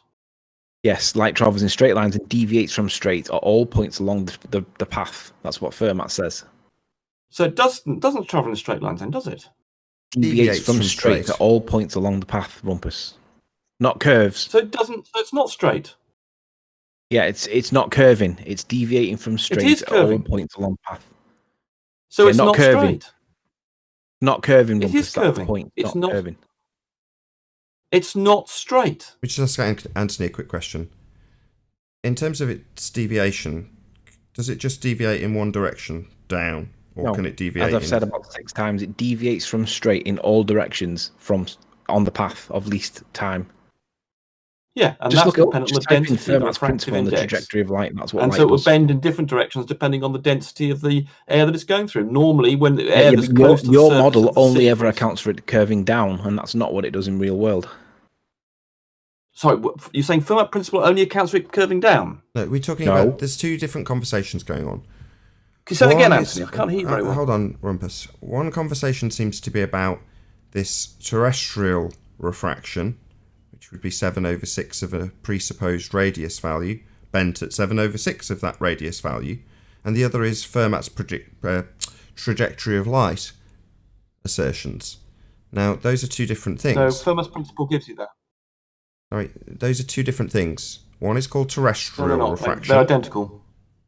No, one is called terrestrial refraction, and the other one is called Fermat's principle. They're different things. Fermat's principle causes terrestrial refraction. Sorry, no, it doesn't. A causal Yes, it relationship does. would be something validated by a scientific experiment. In this Which it instance, has would it been. sorry, I hadn't finished my statement.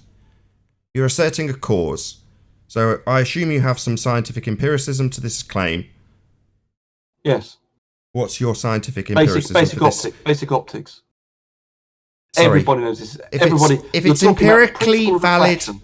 Rumpus, this isn't going to work if you keep talking through me.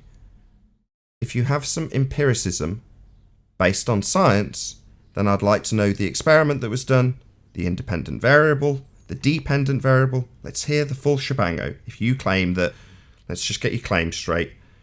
Fermat's principle causes terrestrial refraction. That was your statement. Correct. So what's the empiricism? Well, okay. Fermat's principle is the result of. Yo! I didn't ask for first principles. I asked for the experiment, the independent variable, and the dependent variable. Please. Okay. Well, any just if you want to go look at, you can go and see it yourself. YouTube, for instance, video. Yo, fuckwit. This is your claim. I'm not going to prove your stupid shithead assertion, you stupid dick. Don't reverse the burden of proof. That's a logical fallacy, you moron.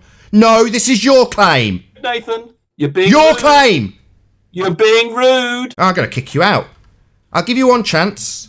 This is your claim. I'm not going to back your claim for you. That's a fallacy. It's called the burden of proof reversal fallacy. This is your claim for you to back. I'm asking for an independent variable, dependent variable, and you're talking through me. So that's the end of your time here. If you can't listen to what I'm requesting while you give me first principles, having been asked for independent and dependent variable, I have to shut you up. So I'll ask one last time for an independent variable, dependent variable, and the experiment that was performed. Please. Right, Snell's law. Go and do it. Or don't. Okay, you have to. Sorry, Snell's law is not an independent variable, a dependent variable, or the name of the experiment performed. You're answering a question I haven't asked. Are you incapable of comprehension? Yes, I'm very capable. You're incapable of understanding. I'll try again then. This will be the last time, and then if I don't get an independent variable or dependent variable or the name of an experiment performed, I will kick you out because you're just continually talking through me now. Well, let me answer. Right. Any observation of Snell's law is a... That's not an independent variable, a dependent variable, or an experiment. Snell's law is not an experiment, you complete moron. So now your time is over. Now anybody who wants to cry foul, pay attention to the 3 separate occasions I asked him very specifically to back his claim of empiricism by science with the independent variable, dependent variable, and experiment that he said he had. He then said, look at Snell's law. That's none of the 3 things. So bye-bye. You were given your chance.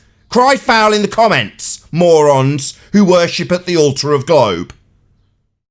Snell's law doesn't even apply because it requires a medium change, and there is no medium change. You're still in the same medium. Yeah, simply mixing up his fundy assertion of 7 over 6R with actual refractive effects and saying they are the same. In fact, one causes the other. No, Rumpus, no, you moron. No, one's your fundy presupposition involving an R value. The other is somebody who's actually studied the effects of light. It deviates from its straight path, not curving at 7 over 6R. One's not the cause of the other. You don't have any experimental validity to this assertion. You're a buffoon. If you had any, you'd have given it. Again, cry foul in the comments for those who think 3 chances to back his claim of scientific empiricism was unreasonable when not given. Yeah, it wasn't. He's a dick. Let's be honest.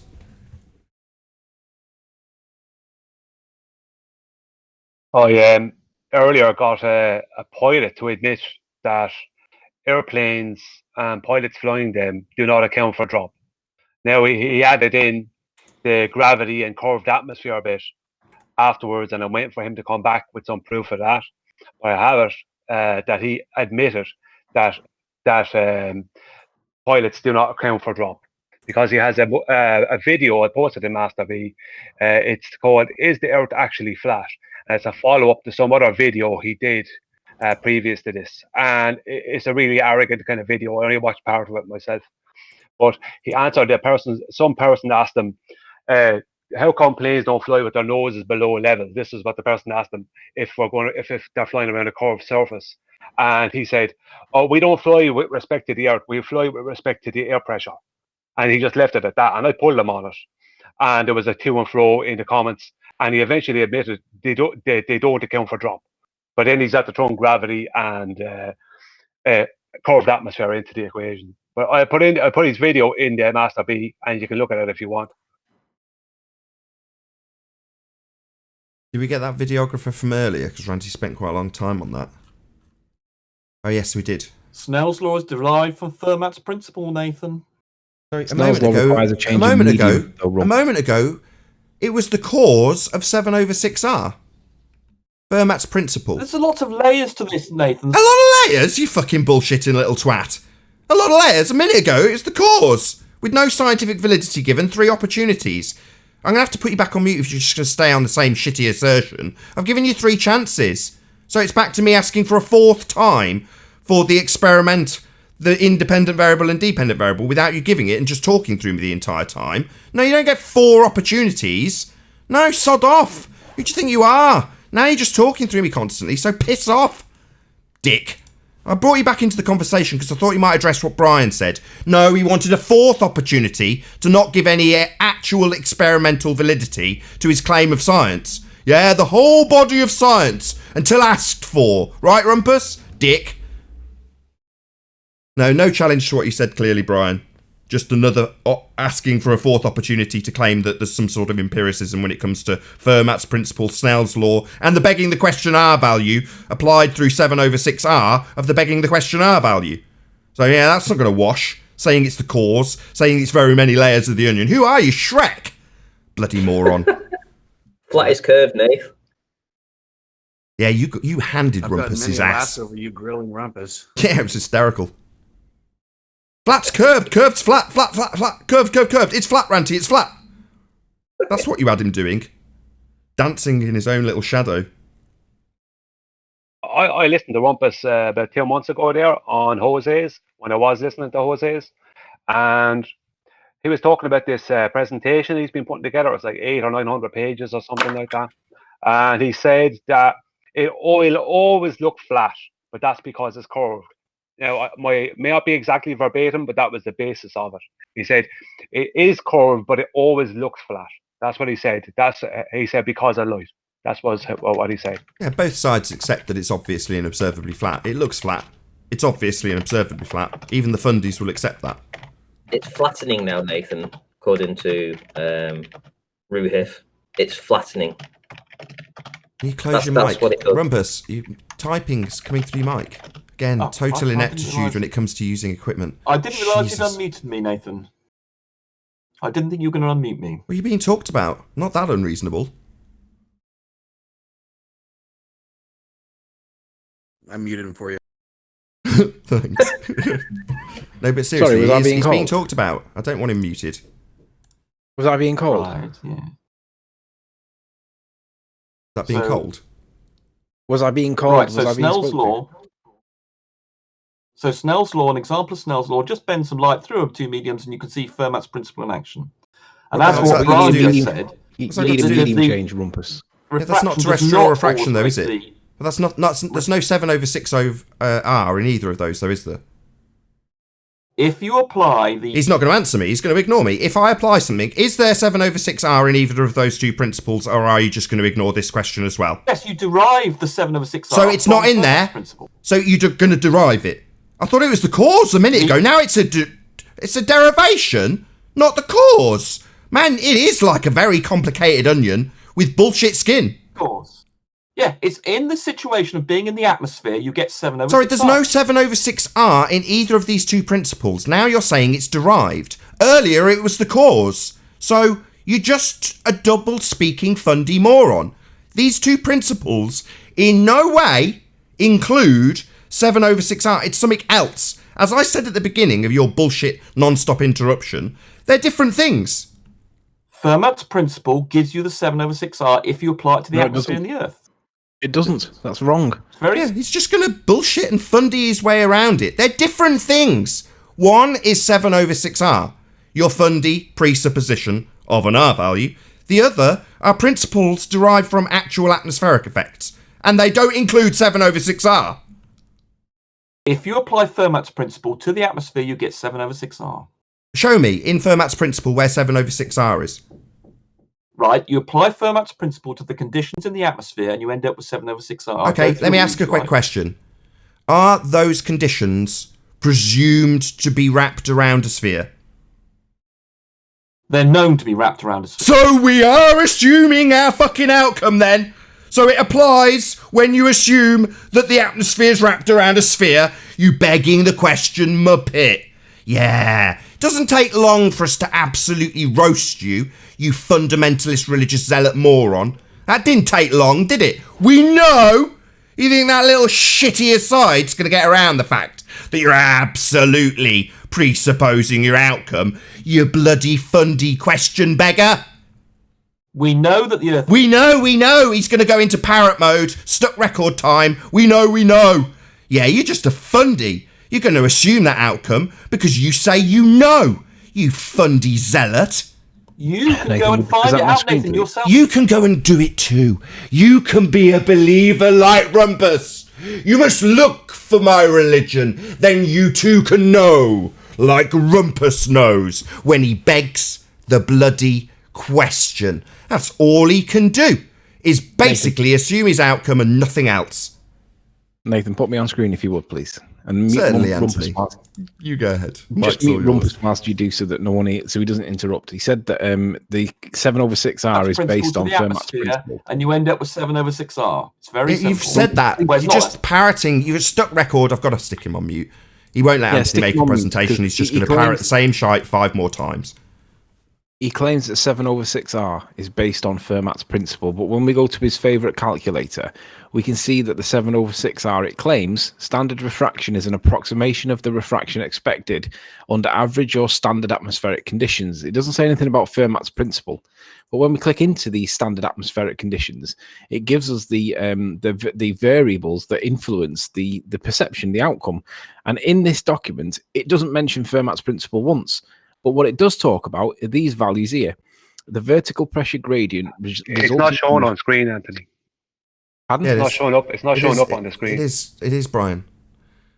Carry on, Anthony. Just bear with me, Brian. The vertical pressure gradient resulting from the hydrostatic balance relating to the rate of change of pressure with geopotential altitude. And then it gives you the ideal gas law in molar form, which relates pressure, density, and temperature.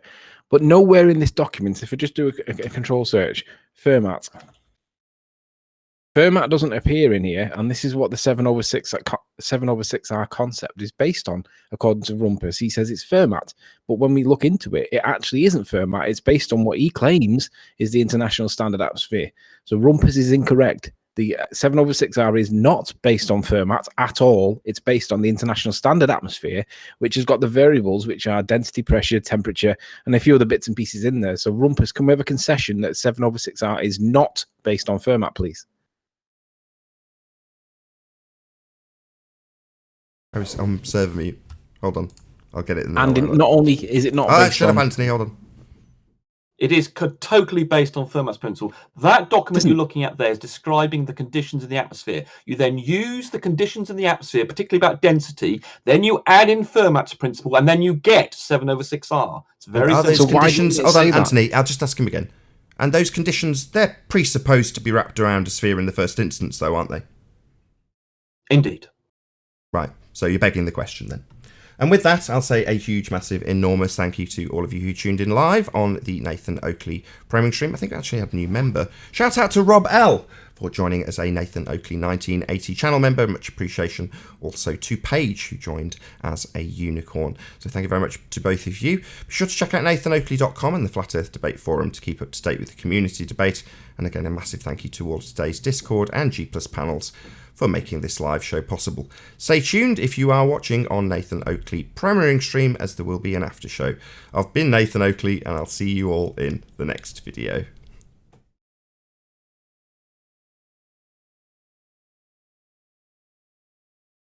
Oh, what a day! What a lovely day!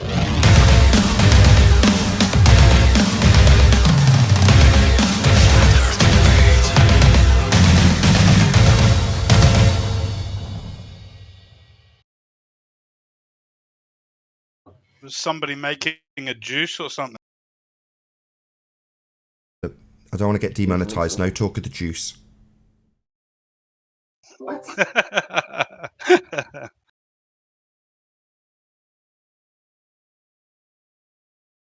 Yeah, Nathan, you don't seem to understand what you do with knowledge is you build upon existing knowledge and then you add to it. You start off with nothing. Hey, build on, answer then you Anthony's question. That's right. and You then need you add knowledge to foundation. that. And then you build on that knowledge, and then you find new knowledge, and then you build on that again. You don't have to.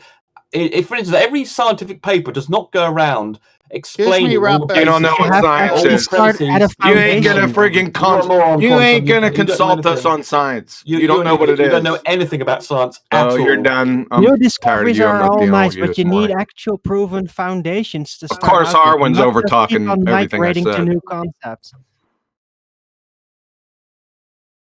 Hey, QE. Yeah, same old thing. Looking forward to a show this evening. Oh, yeah. Yep. Thank you. We plugged Ballbusters, but I forgot to plug the show, just having told my wife I'd be tied up at 7 p.m. But Ballbusters got a plug. So go ahead. You can go ahead and plug it. No point. This goes out afterwards. Good point. Rumpus, can you... 10th man No, asked he you to address can't. my point. No, he can't.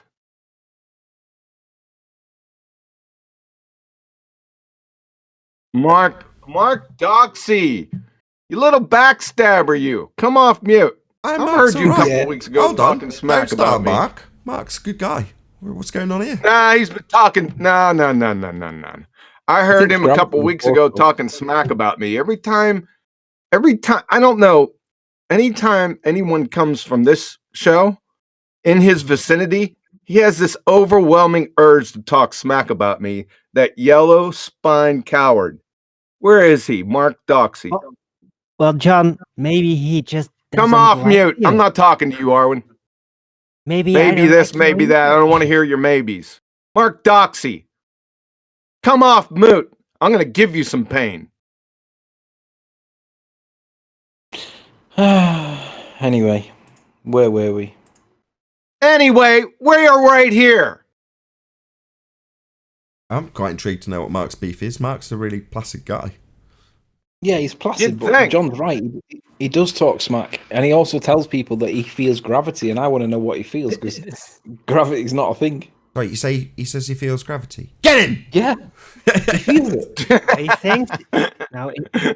He thinks he's feeling gravity. He feels gravity. He tells people he feels gravity. He feels it. It's like, Right. really? He indulges into the gravity belief. Well, good for him, you know.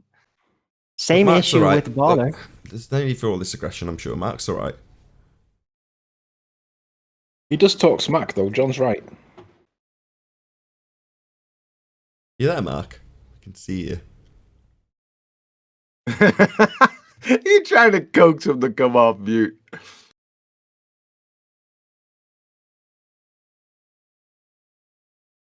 Come on, I was only kidding. I'm By not the way, that upset. One for the archives. According to the Rumpus, Fermat's principle is the cause of terrestrial refraction, and that's scientifically valid. Based on what? Is that what he said? Yep. Based on what? Based He on also science. he also thinks the second law of thermodynamics doesn't apply to the Earth. Why do you guys even talk to him? Well, I'll give him a chance to make his point. In this instance, 3, and he forced a 4th opportunity to offer scientific validity to that assertion. So I said, well, what's the independent variable, dependent variable, and experiment? And he started to tell us about onions. I'm not even joking. Look, he's just trying to communicate science, guys. Come on. No, that's Mick West. They're all doing it. Yeah. Haven't heard much from Mick in the past couple months, ever since we drug him around by the short hairs. That's because Mick's hiding. He doesn't like being challenged or questioned. He likes people to just believe him.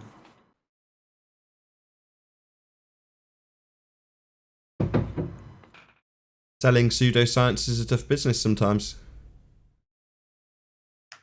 Did you know that Mick West in the background, when the Hangout was no longer recording, a long time ago when he first appeared, I think he tried to convince me that because with a camera from a very certain perspective he could make a straight pipe look kind of bent, that was proof that the Earth was a ball.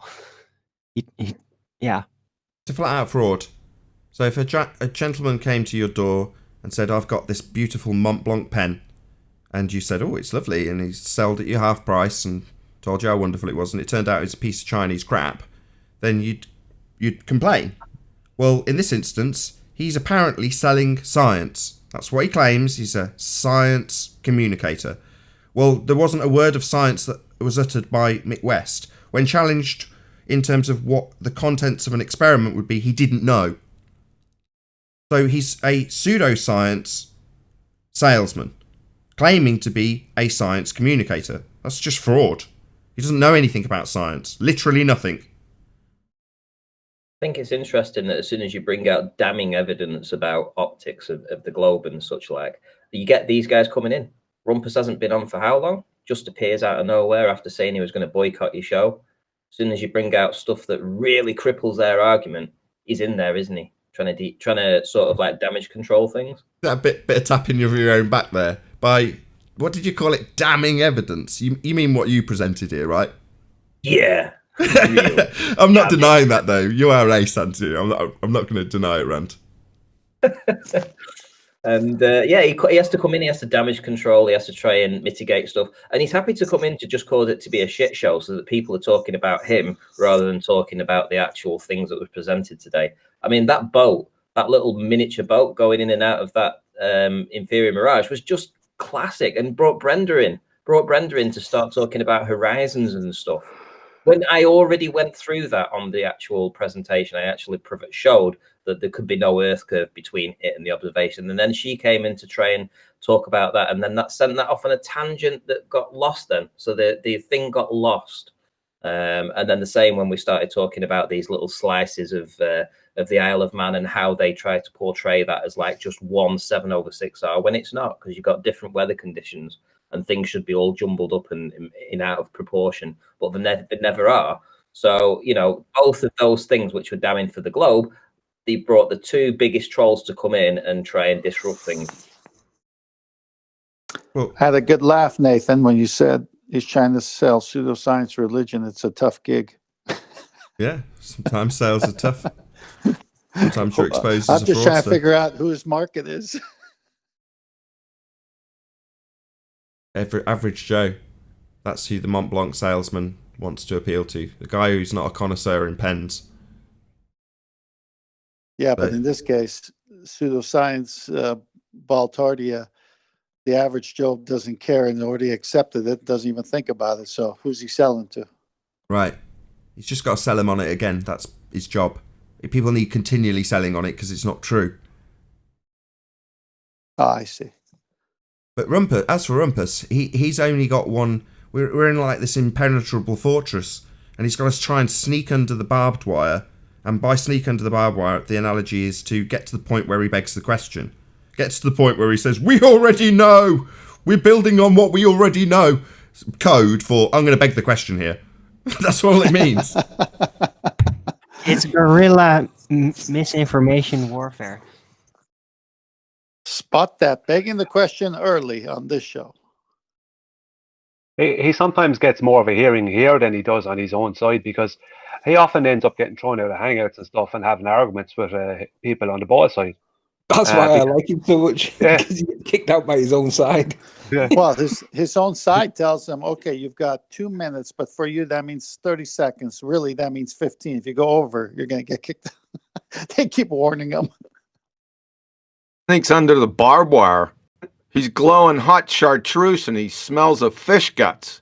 Could see him and smell him miles away. Friggin' knucklehead. Double speaking, knucklehead. Mr. Second Law of Thermodynamics doesn't apply to the Earth. I love that. You're never going to live that down. Like I said, that's pushing. I don't know what's worse. Air is not the atmosphere, or the second law of thermodynamics doesn't apply to the Earth. I don't know. That they're running neck and neck, boy. Oh, you got I think curved as well. I think they're related. John. Go ahead, Ranty. Go ahead, Ranty. Yeah, don't forget flat is curved as well. Well, yeah, they all say that, though. I think it's all related.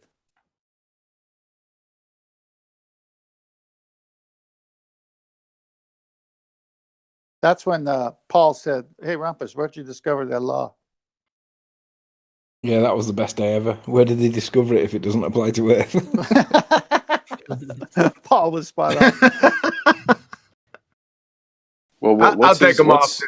Hey, I'll take them off unless somebody wants to do something. Then you guys can go. I'm not dealing with the idiot. Well, what's his You guys response can to go at that? Huh? Yes. What's his response to that? Well, when you I ask say, him. I'll take him off. Well, I'll ask take him him. off mute. Yeah, Go take him ahead, off. or mute. Go ahead and ask him. Go ahead.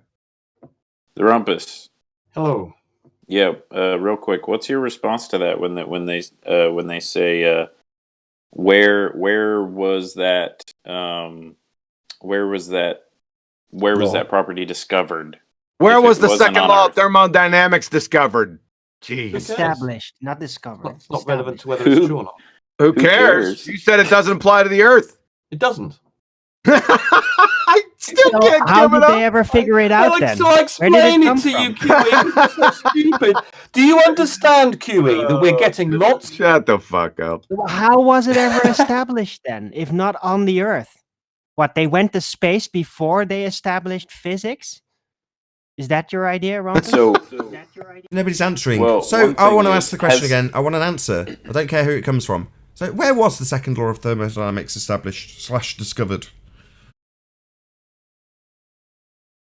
I want to know because I don't know. Here on Earth. Here Oh, on sorry, Earth. say that. Hold on. Say again, Brian. Here on Earth. On Earth? So Earth. On Earth? If it was discovered on Earth, how can it not apply to Earth? That makes no fucking sense at all. It wasn't discovered in a lab, though, was it? Wouldn't that still be on the Earth? Yeah, it would be. Maybe the clue is in the title. Don't they call them natural laws or laws of nature? Yeah. Yeah. But the clue's in the title, whether or not it applies to Earth. So, Rumpus, if it's a law of nature, what does nature denote? You Creator. don't seem to understand the second law is about isolated systems. The Earth is not an isolated system. You utter moron, QE. Doubling How down. can you not understand this? So Are you what this is it then stupid? if it's not an No, isolated hold on, system? hold on. What's an QE not isolated system? understand? Hold on. Does QE not understand that we're getting lots of energy from the sun? Do you not realise that? And therefore, we're not an isolated system, are we? Therefore, the second law You're doesn't apply, distorting. which Hold applies on, to everyone be isolated quiet for a systems. second. You are- Rumpus, you've gone back to that phase where you've decided to eat your microphone. I don't know why, but you're distorting. So, given that the Earth would be an open system in the heliocentric model, so you're saying that entropy doesn't apply to open systems? Is that what you're saying? Entropy does apply, but not the second law. For Jesus Christ, don't you know the difference between the second law So, sorry, and entropy? hold on. Everyone calm down. I mean, this is really... I know you're stupid, but the You're eating second your law mic of again. thermodynamics and You're entropy eating your are mic different again. things. You're eating your mic while you ad hom me. So, do you not appreciate that the second law of thermodynamics is describing entropy? The second law indeed does apply to entropy. That's what it's talking about. But it's not the same as and quantum eraser. Okay, no problem. Stupid moron! You're eating your mic again. It seems when you're having your fundy belief challenge, you eat your mic for some reason. I don't get it. Anyway, so we are talking about entropy then when we talk about the second law then. So does the second law not apply to open systems? So I'm just changing the levels. You mutter away. Sticking back on me. Right, so idiot quantum eraser doesn't seem to... No, I'm going to stick you on mute myself. I didn't ask for an ad hom on QE. I asked you that given that we've established now with you that entropy is being described, or is the description of the second law, and you said that no, second law doesn't apply, entropy does, but it's the same thing, it's describing exactly that. Does entropy not apply to an open system? That was my original question. Entropy applies to everything. So it would apply to Earth then. So entropy being the Correct. second law. Entropy does apply to I hadn't Earth. finished. Then, oh my But god! not the second law. The second law is the entropy laws. You retard! It says how you retard! The second law of thermodynamics is the entropy laws. Yeah, he established that. He needs to. Out loud! All he's doing is he's talking and splitting it in half like it's separate issues, so he can at some stage say that no, it doesn't apply because that's entropy. Oh, it does apply to everything, it's the second law of nature. Oh, well, no, we're talking about entropy in that law. But he's saying, no, that law doesn't apply to his fundamentalist religious belief in a sky vacuum. And by not apply, he means it's an absolute violation of it. Well, it's still a natural law and it applies on Earth, so it would apply to his sky vacuum, debunking his sky vacuum. So he has to split the two in half and say that entropy and the second law are somehow not the same, and then saying, oh yes, it's describing entropy, but that's not applicable to Earth. Well, entropy is the second law. Someone asked him to define isolated system. Can he define isolated system? Wait. Before you even get there. Didn't you hear him say that the second law and entropy are different things? Yeah, now, maybe. Why are you going to ask him a follow-on question about something else when that's the most ridiculous thing I've ever heard in my life? Yes, he did say that, and he's eaten his shoe for that. But let's have him describe what the isolated system is to him. I'd like to hear it. Oh, God. Go ahead, you deal with him. Is it not better that he Entropy and defines the second law are different things. If you're a moron, if you don't understand this, entropy and the second law are different things. Yes, citation, please. Yes, moron. Citation. Entropy is the state. Oh, give me a break. I've had enough. Yeah, we're not going to get. He's Shut just the going to ad fuck hom you for 25 minutes. You've said citation, please, and you won't get one. You'll just get non-stop his namesake. That's all you'll get. So sorry, Tenth Man. I appreciate that you want an answer. He won't give you a direct answer to a question ever. I ask him for his experiment and independent and dependent variable, and he tells me about something being derived from something else and how it's an onion. You know, you're not going to get any sense out of this man. He's just, as QE's pointed out twice, declared quite boldly that entropy and the second law of thermodynamics aren't the same thing. They are. Yeah, he said both sides of that argument. The second law of thermodynamics speaks to the entropy laws. We're crying out loud. Can I offer up a definition of entropy so it's a little clearer for everyone? No, I think Rumpus should be doing it. I want to see his explanations for it. Yeah, I want to hear his definition of the second law of thermodynamics. That would solve the problem. I'll let him go because you guys want to play with him. Here you go. Or does somebody have something before I let him go? Go ahead. Can I say this definition just so it's clear and Rumpus doesn't get anyone confused? It's a thermodynamic quantity representing the unavailability of a system's thermal energy for conversion into mechanical work, often interpreted as the degree of disorder or randomness. That's close enough. That's not incorrect. the same as the second law. That's you incorrect. Utter moron, quantum eraser. You utter moron. That's incorrect. It's not the same thing, is it? No, you've just begun to realize. It's incorrect definition. Whoever read that out, Ryan, was it? No, you thought they were the same thing, and they're not because you're a moron. No, The second law of thermodynamics. Yeah. Go ahead. Order to disorder is an outdated way of describing it. Order to disorder is incorrect. So if I take a quantity of gas at high pressure and let it disperse into an available volume, well, the amount of order or disorder when it was in a more contained state is neither here nor there. They're both absolutely disordered, just as disordered when they're more spaced out. Well, that's entropy. That's not disorder. That's just an incorrect, outdated description, whoever gave it. Sorry. Yeah, let's just see the Webster dictionary definition. Yep, it's outdated. We went over this before when I train wrecked Professor Dave and the whole gang. That's coming up on Ballbusters here in a few weeks. Gotcha. I just wanted to point out it is specifically a quantity of that thermodynamic law. So I mean, it's at least a part of thermodynamics. No, it's not part of thermodynamics. It is thermodynamics. It speaks directly to entropy. The second law of thermodynamics states that's the state of entropy. Entropy. Second law of thermodynamics. Exactly the same. Talking about the same thing. Guess what? Entropy. Shocking, I know. My word. Is Rumpus gone, or can he tell us how he thinks we are? Are we open or closed system? Go ahead. You're a moron, quantum eraser. You've absolutely no understanding of what entropy is. I bet you don't even know what the formula for entropy is. You're an utter ignorant moron. Is the formula for entropy in relation to the second law of thermodynamics? Right, the second law of thermodynamics. So they are one and the same thing. The formula for entropy would be part of the second law of thermodynamics. They are the same thing. They are one and the same. If you are calculating for entropy, you are applying the second law of thermodynamics. These two things are not different. Rumpus can only obfuscate this point. That's his only tactic. He's decided to separate the two things, even though they're the same, so that he can apply one to his fundamentalist sphere belief and the other to actual reality. That's all he's done. We didn't hear anything from you, Nathan. He was. Of course, he can't have what I'm saying be heard.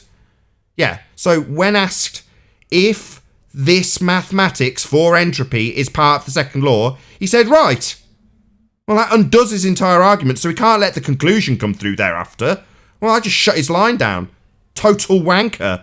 Yeah, the audience heard me pointing out that if you're saying yeah, right, when describing mathematics for entropy, that are the second law of thermodynamics, that makes them one and the same. Yeah, right. Okay, Rumpus? Your obfuscation doesn't work here, you prick.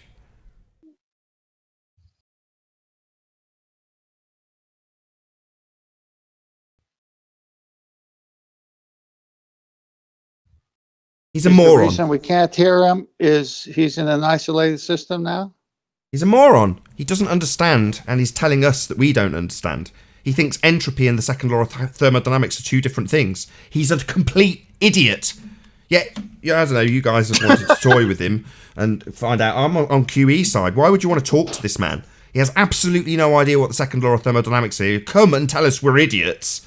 and then declare they're different things. And then when asked if the mathematics for entropy is the same as the second law, he'll say, yeah, right, and waffle on and talk over the fact that completely contradicts his point. The only reason for his point is so that he can separate them when it comes to his fundy belief of a sky vacuum. So when it comes to the sky vacuum, oh, that's entropy. That's nothing to do with the second law of thermodynamics. Oh, yeah, that's applicable to Earth, but that's not entropy. Well, yeah, it is. Is that mathematics for entropy the second law of thermodynamics that you're going to be applying? Yeah, but we'll move on and talk about onions. The same thing they do to Coriolis effect. First they bring up no, point, this is much worse. Prove their own point. No, this is much worse. But he needs to be horse tranquilized and institutionalized.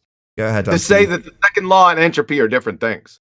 You've got it's almost what? I'm just giving Anthony a break and saying, go on, I'm just about to round out, that's all. I figured because I was speaking, you were going to round out. I figured whenever I want the show to close out, I just start talking. Go ahead, Kiwi. Go on mute. No, all I'm saying is it's preposterous. He should be horse tranquilized, then institutionalized, then forced lobotomized. Because to say that entropy and the second law are different things, it's language isn't capable of encapsulating how stupid that actually is. Thanks. I agree. Go ahead, Anthony. You can have the final say. I just wonder why Rumpus seems to be pretty much the only ambassador for real physics, because he presents himself as real physics. Why is it that we don't see other physicists out here telling us that we're wrong, and it's only the trolls that are on the internet, like the Ball Earth trolls? And if we are wrong, why is he so triggered and upset by it, and other people are not? Because if we're getting this wrong, surely the rest of science will be telling you that we're getting this wrong. But we get the Rumpus, whose name stands for a noisy disturbance. Where's the real science, Rumpus? Why is it only you? And with that, I'll say a huge, massive, enormous thank you to all of you who did tune in on the Nathan Oakley premiering stream, for hopefully smashing the super chat, liking, commenting, sharing, subscribing, and all that good stuff. Be sure to check out nathanoakley.com and the Flat Earth Debate Forum to keep up to date with the community debate. Another massive thank you to all of today's Discord and G+ panels for making this after show possible. I've been Nathan Oakley, and I'll see you all in the next video. Oh, what a day! What a lovely day!